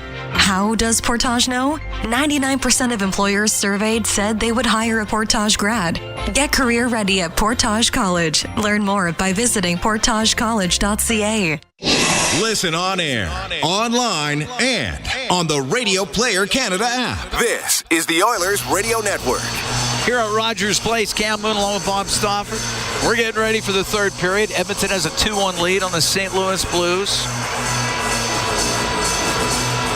Goals by Connor Brown and Vasily Podkolzin in the second period. Ryan Suter scoring for the Blues to start here in the first period. They just dropped the puck once. It wasn't good. They'll do it again. Shots are 16-12 for the Blues. All right, we're underway here in the third period. Nurse went to dump it in. It went off of Fowler. And the puck comes to center ice. In over the line, Buchnevich. Cross to the middle. Walking in, scores. Kyrou. Can't beat yourself. Right off the draw. Game tied at 2. Kyrou wide open through the slot. That's a pretty good player. I mean, we're talking about a guy with 3 30-goal seasons, and Oilers gave up, but the play was lost in the neutral ice. They couldn't get to a loose puck, and then right down Main Street for a guy that knows how to finish. 14 seconds into the period. It's his 34th of the year. It's the wrong guy to get the puck there, Cam. You got that right. And we're tied at 2. As the Blues get to even terms.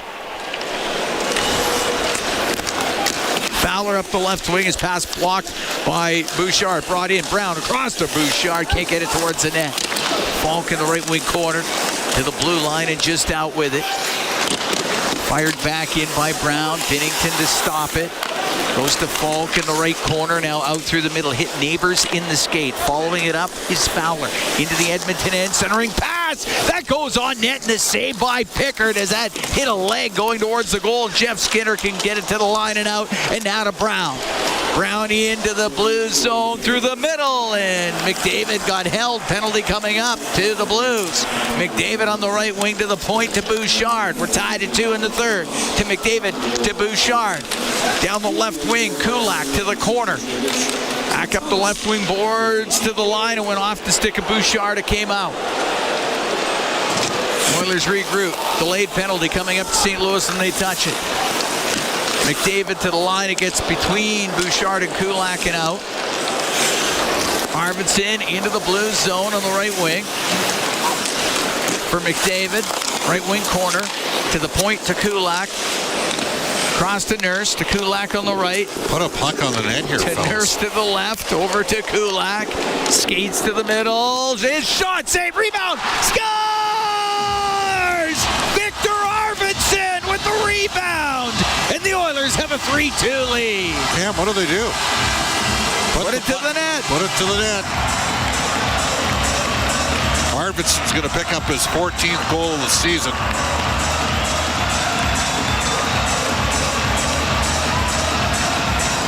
And the Edmonton Oilers with a 3-2 lead, minute 41 into the third. Nurse will draw the second assist on Kulak's primary.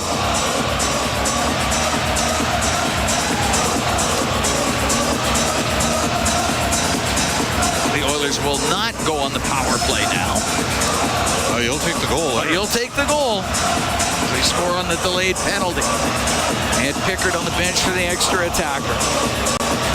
And the Edmonton Oilers restore the 1-goal lead.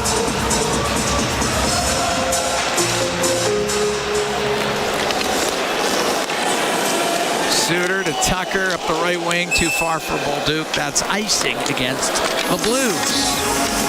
Bolduc's had a very good season. A season in which you would go, his NHL numbers were better than the AHL numbers a year ago. You don't often see that. But he's got 18 goals and 33 points in 69 games, and he's plus 19. Face off to the right of Bennington. Arvidsson from Kulak and Nurse. A minute 41 in. It's a 3-2 Edmonton lead. Off the draw, puck to the middle. Perry shot off the arm of Bennington, and it goes out of play. And that was one where the seas parted for Corey Perry, who's got 16 this year, and I think that's frankly been a pleasant surprise. 16, and he's had 6 fights.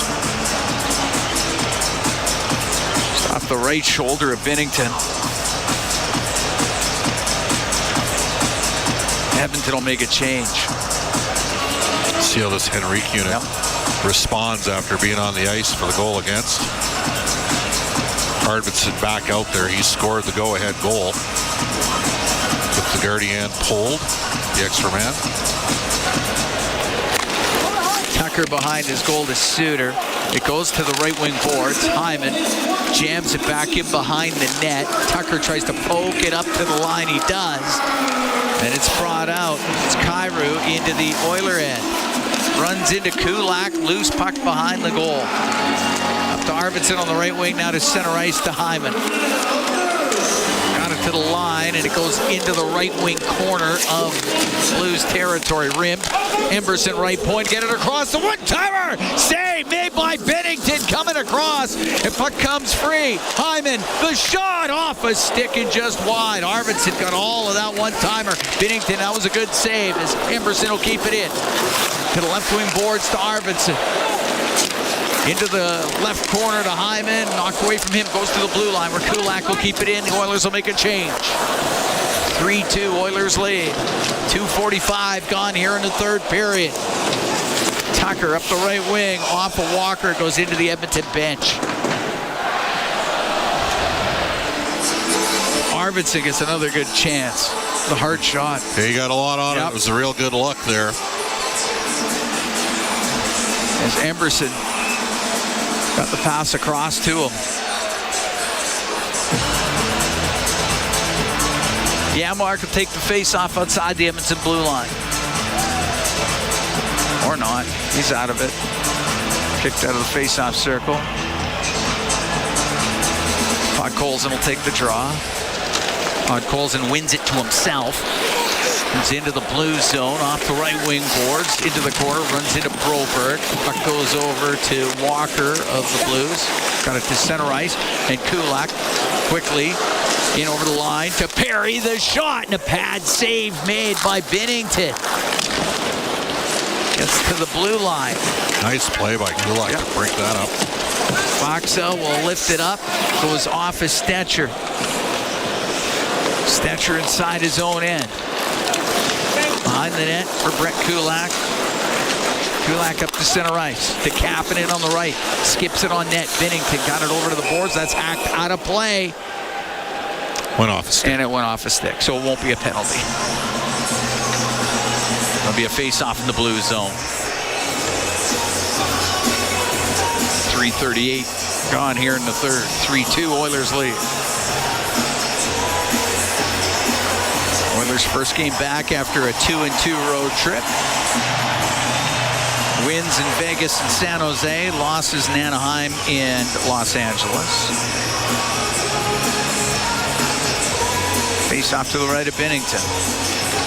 Oilers are at home Friday. San Jose is here.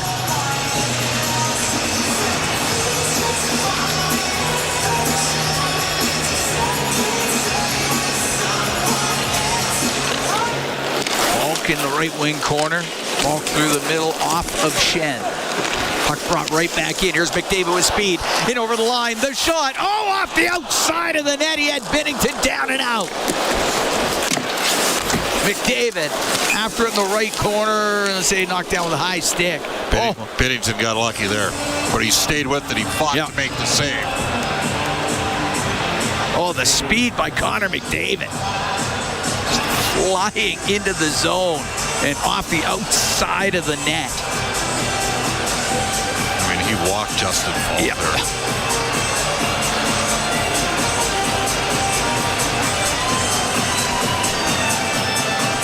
Face off outside the St. Louis blue line. Braden Shen would know Noah Phillips' story because you know who Braden Shen's brother-in-law is. Former Red Deer Rebel. Who's that? Wayne Peterson. Oh, is that? Oh, yeah. Puck in behind the Edmonton goal. Nurse on the left wing. Gets into the left wing corner of the Edmonton end. Now in skates. As they try to dig it out. Phil had it for a moment. Chopped loose. Snuggerud through the slot, but all the way over to the left wing. Neighbors behind the net to Shen. Then lost it to Bouchard up the right wing. Kapanen got it out. Won't be hard enough for icing. After it is Jones. He's going to get to it. Jones, the chance. Save by Binnington. And Jones ran into Binnington. And he's going to be slow to get up. What a drive. That better not be a penalty. And he got pushed in by Tucker on the play. There wasn't one being called. There was not one being called.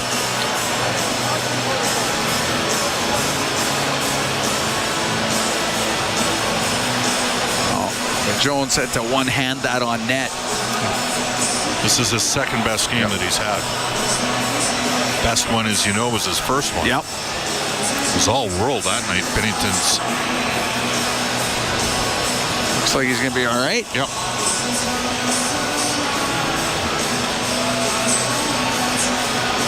Face-off will be to Binnington's right.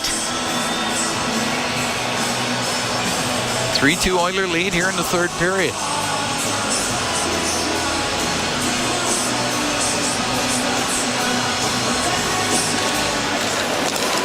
Henry wins the draw. Puck to the line. Kulak's shot sails just wide. Emberson will keep it in. Behind the net to Hyman.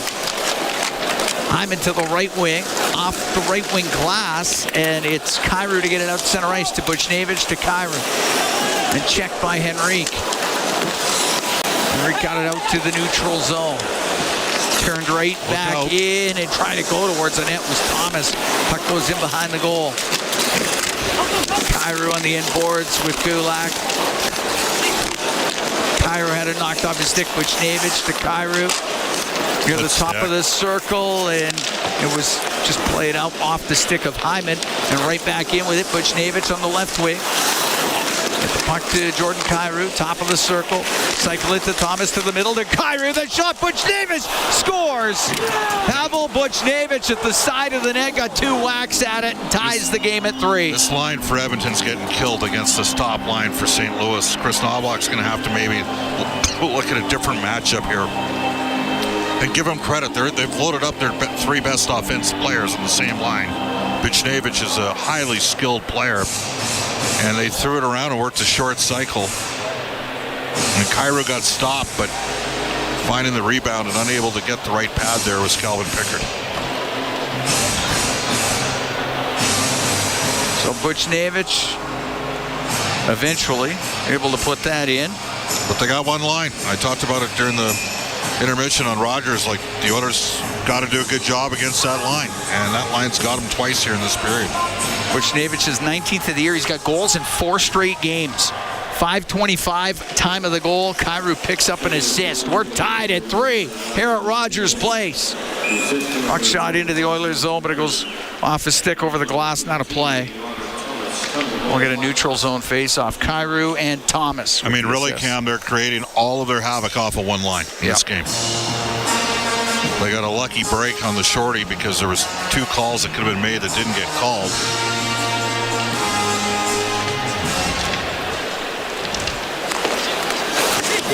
At center ice, Brown trying to dig it out. He's up against the boards. It does go to Fowler of St. Louis. Now on the right, looking for Bolduc. Missed him. It's icing against the Blues.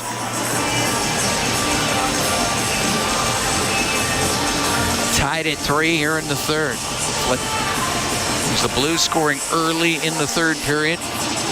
Jordan Kyrou tied at 2. Oilers go ahead. Minute 41 into the third. Victor Arvidsson and Pavel Buchnevich scoring here 5:25 into this period, tying the game at 3. Face off in the Blues zone to the right of Binnington. Falk in the right wing corner, up the boards. Doesn't get out. McDavid gets control. Didn't get it to Brown. Go to the right side. McDavid out of the right wing corner to the point. Bouchard is shot tipped towards the net. Skinner trying to find the handle. Couldn't get a shot. And up the right wing, Walker will get it out for the Blues. At center ice, one hands it in. It's on the end boards. Bolduc on the end boards with Bouchard. Brown into the corner. Bolduc gets a loose puck to the point to Tucker. He's on the right.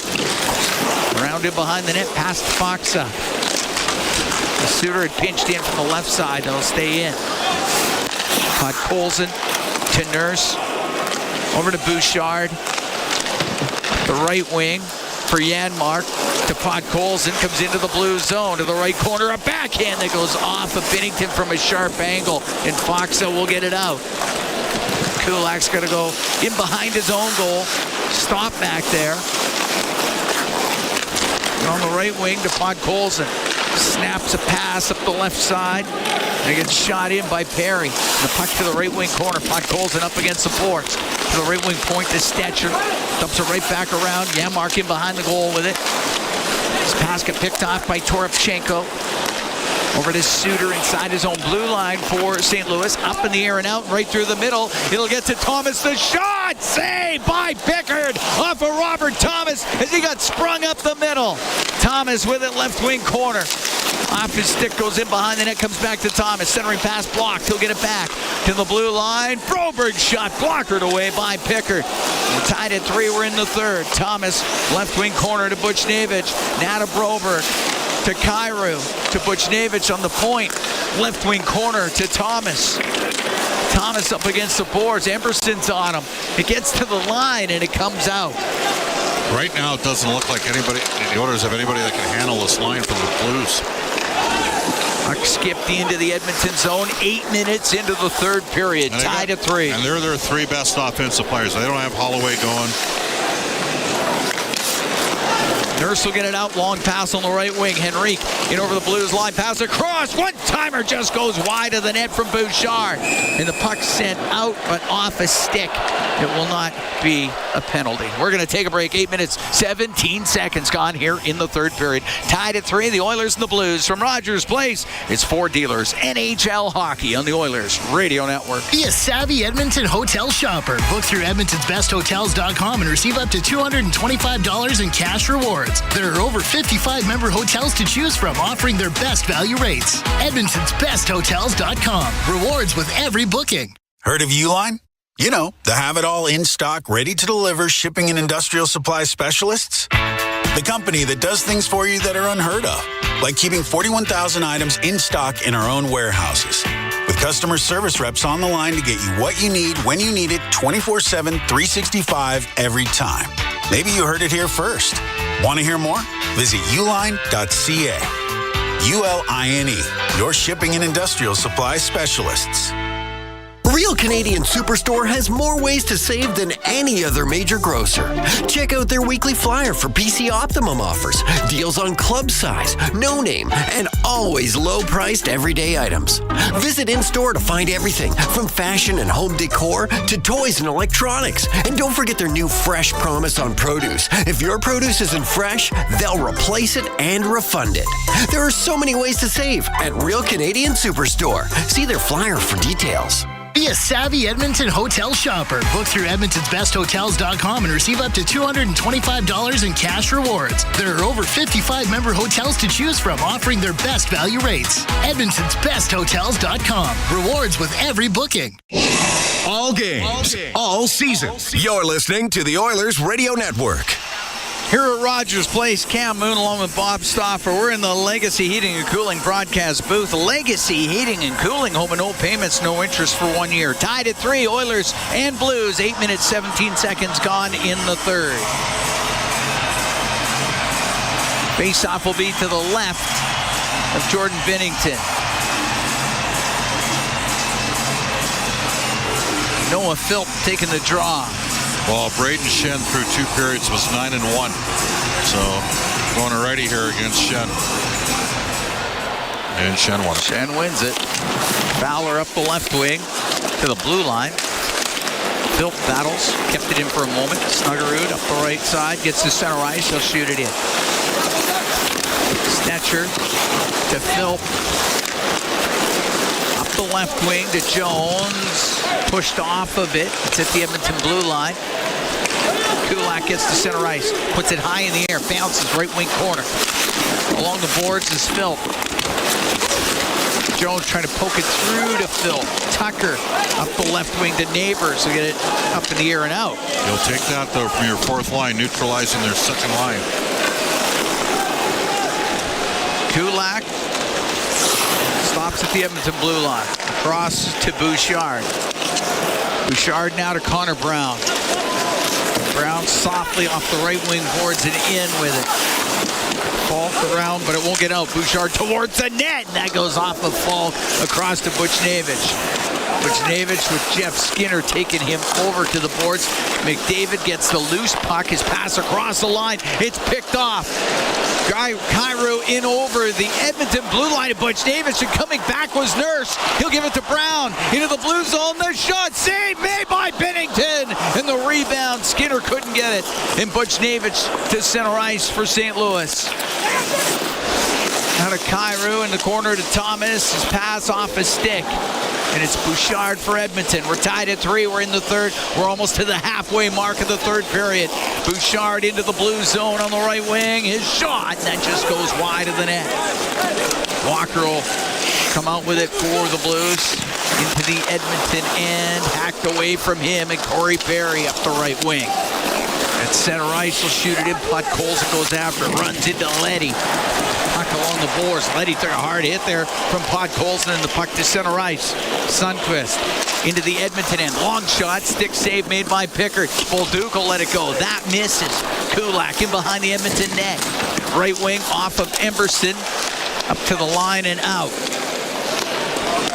Sundqvist in his own zone to Tucker. He'll slow it up. Both teams making some changes.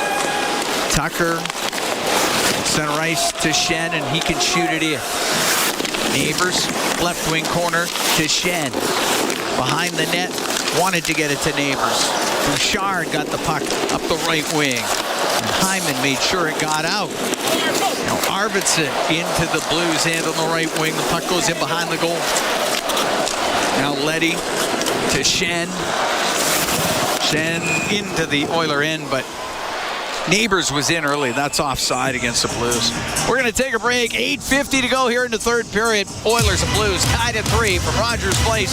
It's Sport Dealers NHL Hockey on the Oilers Radio Network.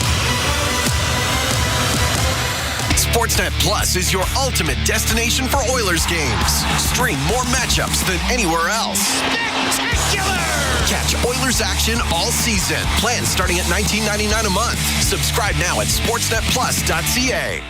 Freedom Ford is kicking off the new year with incredible savings. Save up to $16,000 on remaining 2024 models with 0% financing and huge discounts. It's the perfect time to upgrade to a brand new vehicle.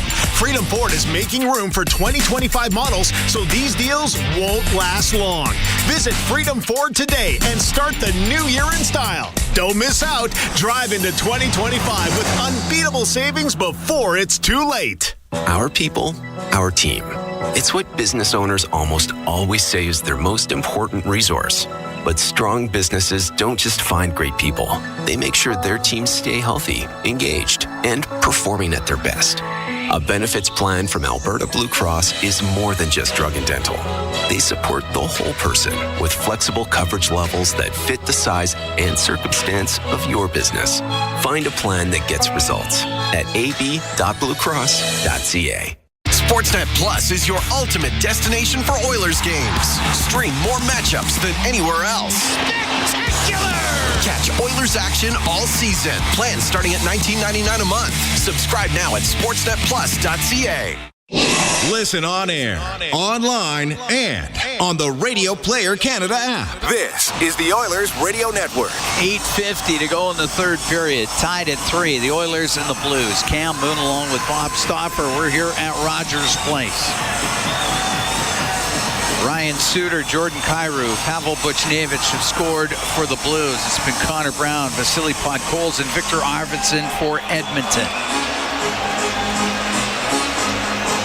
Connor McDavid, Darnell Nurse, each with a couple of assists. Robert Thomas has a couple of assists. Buchnevich has got a 3-point night going.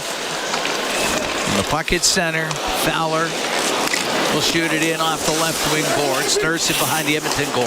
With Buchnevich on him. He'll go across to the right. Poked into the corner by Brown. Behind the net to Nurse. Wrapped on the left for Skinner.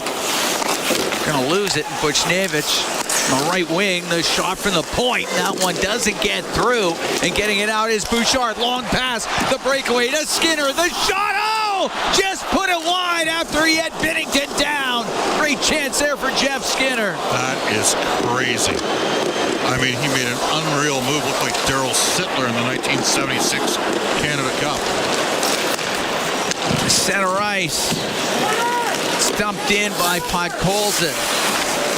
Left wing corner up to the top of the circle. Shen will get it out. What a chance for the Oilers. Dumped in by Shen. Tied at 3. 7:49 to go in the third period. Kulak behind the goal will go out through the middle, and following the play is Perry. He'll get in over the line. Perry on the right wing. Now to the end boards. Taken to the boards by Broberg. It squeezes loose over to Leddy. Up the right wing to Snuggerud. Lost it at the Edmonton blue line. Gets it back, shoots it in. Kulak up the right wing to Stetcher. Into the blue zone. Stetcher rimming the puck.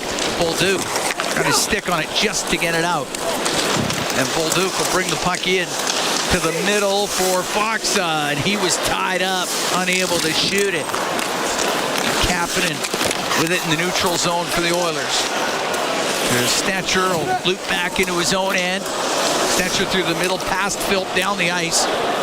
That goes off the outside of the net. Will be an icing call against Edmonton with 6:55 to go in the third, and the game tied at 3. Well, this is a big draw for Noah Philp. Back in the Oilers zone. They're going to get their big guns out on the ice here. He needs soft. Yeah, Skinner faked the shot. He got Binnington to bite. And as he pulled it past him, just missed. It was a pretty sharp angle, though. Philp won the draw there. Yep, he did. And Bouchard rims on the right wing to Kapanen. To the line, Kyrou brought it in. It's offside against the Blues.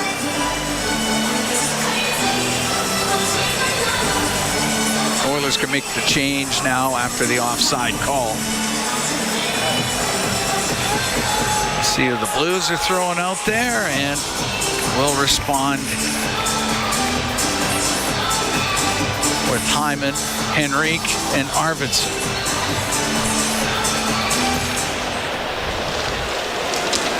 Bouchard with it inside the Edmonton end.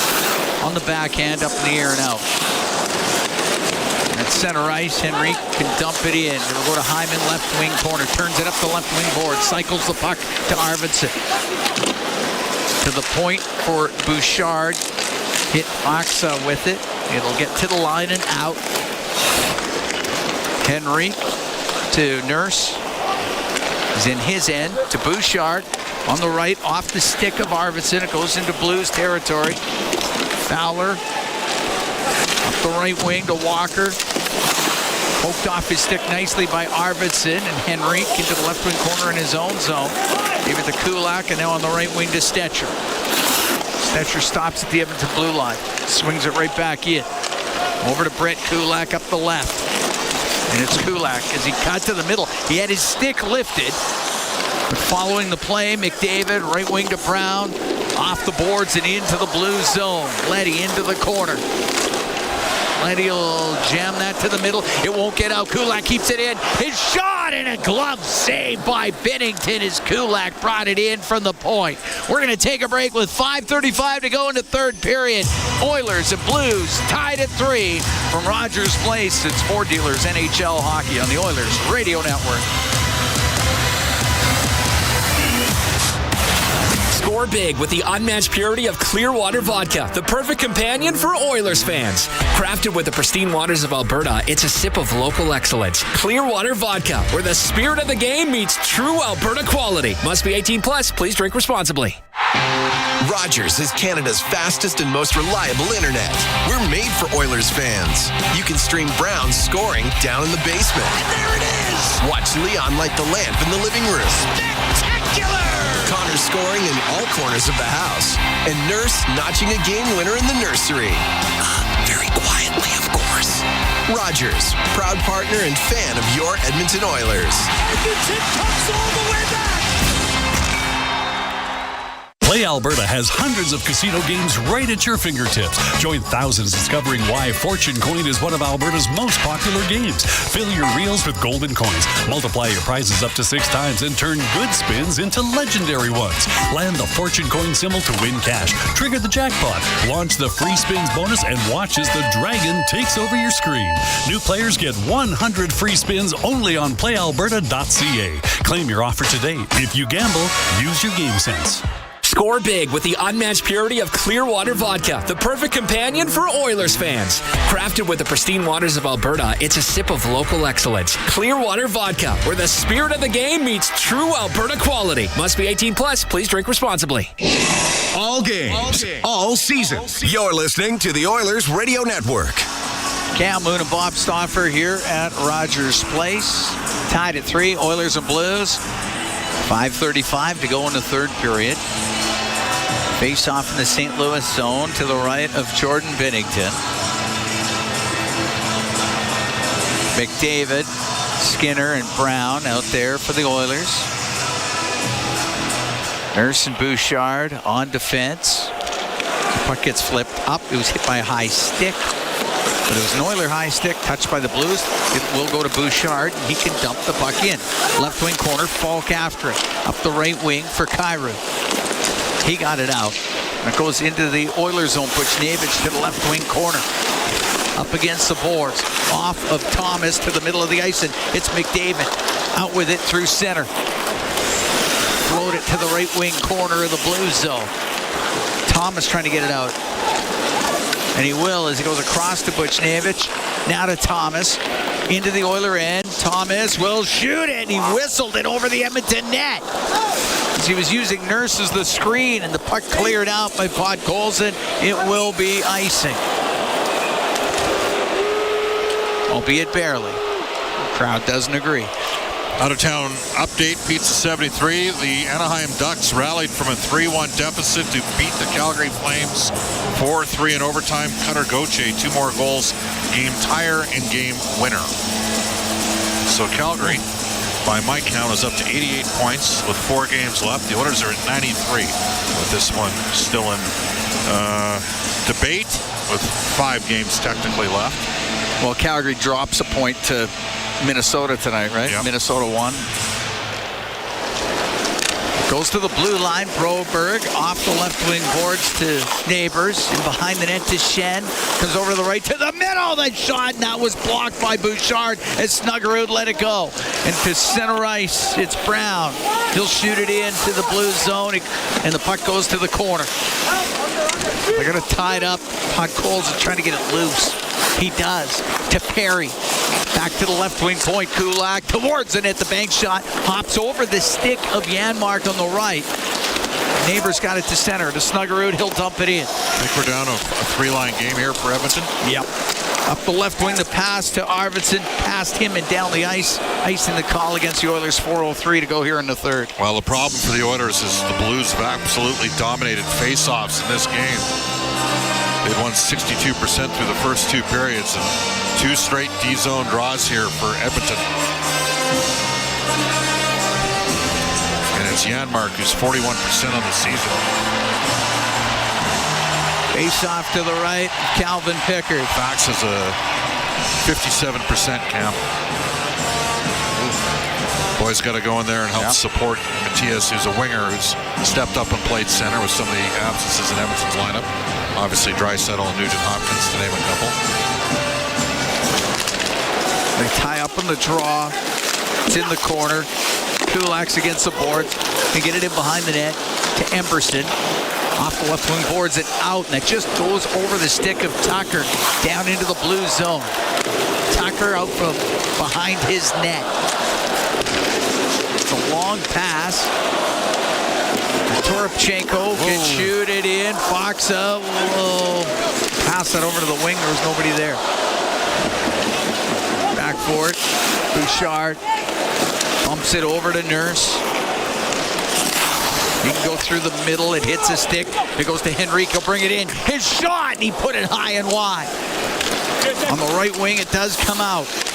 Tied at 3. We're in the third.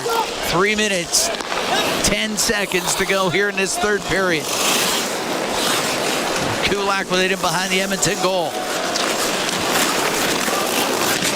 Kulak up to center ice to Stetcher. 1 touches to McDavid through the middle. Can't get a shot through.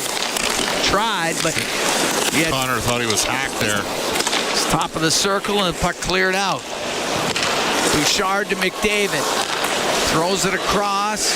Now on the right, it's Bouchard. Pulls it. Got trip penalty coming up to the Blues with 2:38 to go here in the third, and the game tied at 3, and Edmonton goes on the power play. Well, that time, Evan Bouchard elected to activate from the point, and the Oilers get just their second power play of the game to work with. St. Louis scored after the melee resulted in a neutralized draw, a PK goal for the Blues, Ryan Suter. And I think we're going to see a timeout here. Maybe. Or it's just a little gamesmanship from Edmonton buying an extra second or 2. Taking their time. Okay.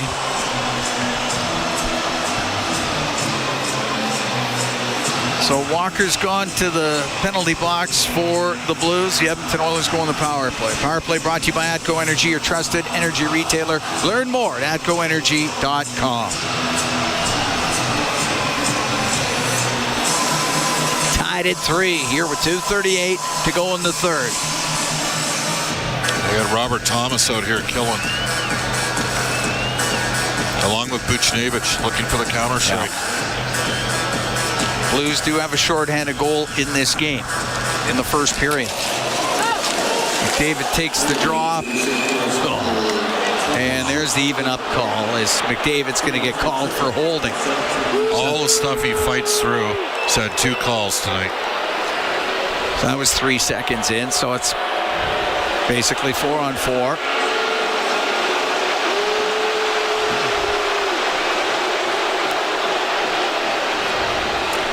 Well, you're going to have to do it without him. Okay.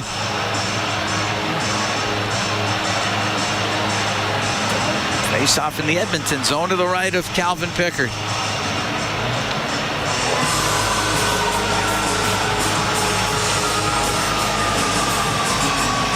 Henrique against Shen.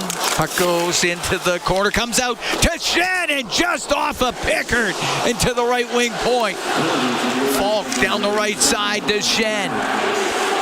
Shen forced up to the line and out. Shen with a great chance there to give the Blues the lead. He got that pass from Kyrou.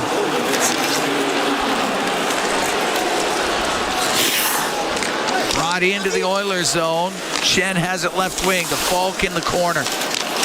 Falk up the left wing boards to the blue line to Fowler, brings it to the middle. Now over to the right wing. Cross the line over to Falk. The one-timer and the save made by Pickard. And he squeezes it, holds on with 1:55 to go here in the third, and the game tied at 3. It's just the worst-case scenario for Edmonton. They don't have McDavid. He's in the box. Leon and Nugent Hopkins not available. They would surely be out in a 4-on-4 situation. So now it's Janmark. Another, again, it's going to have to dig in. The Oilers are going to have to support him off the draw here defensively. To the right of Pickard will be the face-off. Janmark to Stetcher.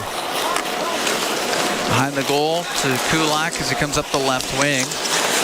Wanted to pass it to Janmark, but he's going to the Oiler bench, so Kulak holds on to it. Gave it to Jeff Skinner, got checked right at the blue line. Buchnevich go back into his end. Wind it up here, Cam. He's got 3 points here tonight, does Pavel Buchnevich. Gives the puck to Thomas. Thomas goes back. Thomas points in 10 straight now to Buchnevich. Buchnevich off the right wing boards to himself. Top of the circle, now to the line. It comes across on the right to Leddy, but he's in the right wing corner. Leddy goes over to the left. He's got it up against the boards, and it was Kulak to dig it out of his skates. Left wing to Skinner, now to Hyman. Hyman in over the St. Louis blue line. Into the corner to Stetcher. We're into the last minute here in the third. Tied at 3. The Oilers, the Blues.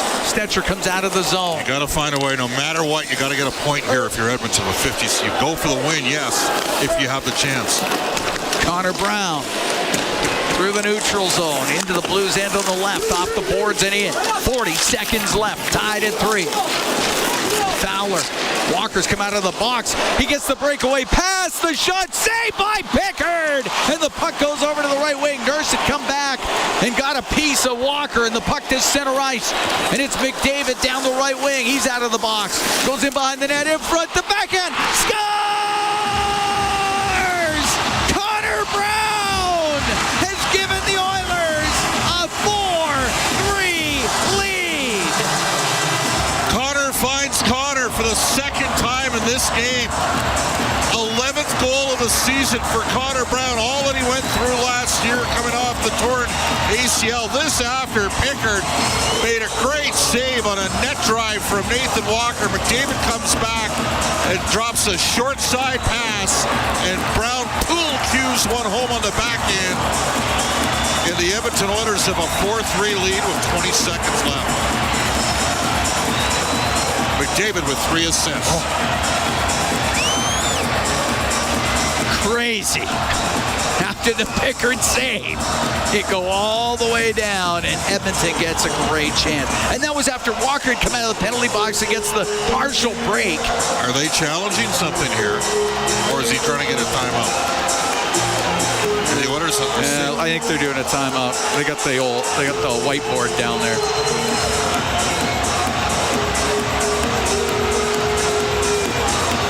Buying some time. I don't know, man. No? I wonder whether or not are they. I mean, what do you got to lose? Were they offside of the blue line? No, they just time out. They were just buying time. He's a good coach, boy. Jim Montgomery.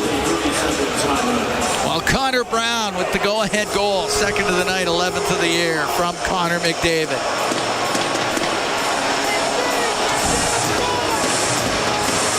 The Edmonton Oilers have a 4-3 lead. Yeah, look at the support scoring tonight, though. Yeah. Well, you had to have it. You only had 5 defensemen. That too. Yeah, real gutty performance tonight for Edmonton.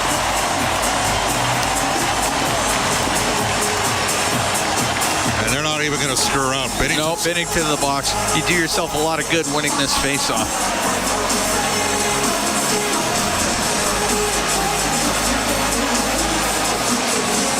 Henrique, Hyman, McDavid with Nurse and Kulak for Edmonton. 6-on-5, Binnington on the bench. Thomas taking the draw for the Blues.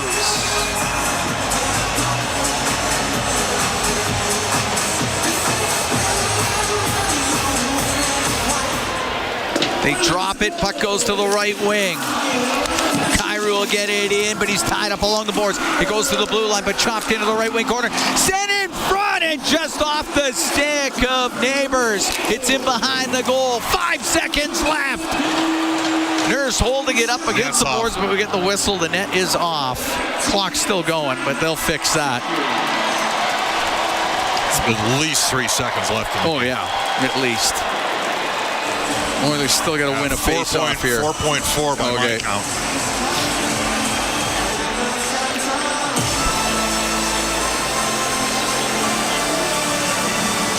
Oilers still got to win another face-off. You got a face-off outside the line here? No. They're going upstairs to figure out just to make sure they got the time right. 3.9. I thought it was 4.4. Okay. Eagle-Eye Stoffer letting you down there. Got to get it. You're in the ballpark. Get a tie-up off the draw. I think they're going to swing it across if they can get a direct draw back. Henrique against Shen. It goes to the line. The shot, that's blocked by McDavid. And the Edmonton Oilers will hang on to win this one.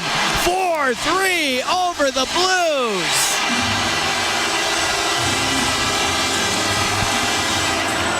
Well, they needed that one, and Connor McDavid eats an absolute bomb right off the draw. It broke his stick in half, but the shot never did get through. And the Edmonton Oilers win it 4-3. A late goal by Connor Brown. Calvin Pickard, 21st win of the year. At the end of the day, Calvin Pickard was one save better than Jordan Binnington tonight. Gave up one fewer goal. This was a Grant Fuhrer special tonight from Calvin Pickard. And the Oilers get the win. 45th of the year. Late goal by Connor Brown. Well, traditionally, the playoffs, the Oilers are at 95 points. And they're 7 points up on the Flames. Vancouver can no longer catch Edmonton. They wouldn't have caught him anyways because the Oilers had the head-to-head against Vancouver, just like Edmonton's got the head-to-head against Calgary. So there you go. Yeah. Oilers haven't clinched yet, but they're going to. They had to have Flames lose in regulation tonight. But we can head downstairs as Brendan Escott standing by with Vasily Podkolzin. You know, obviously a pretty excited group walking past here. Vasily, just take me through what was obviously a back-and-forth game, big time between you and St. Louis, one of the hottest teams in the league coming in tonight, and you guys take care of business. Yeah, we knew it for sure. It was a big game. It was a good game. So we played, I guess, consistently good. We played respond, and we just play a little bit better in our zone, that's why we win. I don't know what time you guys found out he was playing, but just how big a boost was it to get your captain back in the lineup tonight? We found out right before the game, me. I found out right before the game. That was great to have a captain back, and that was huge for us. Finally, what does a win like this mean for your group as the season's starting to wind down here and you've got sights set on playoffs, no doubt? Yeah, it's build, respond, and when we played it without two big guys in our team, and that's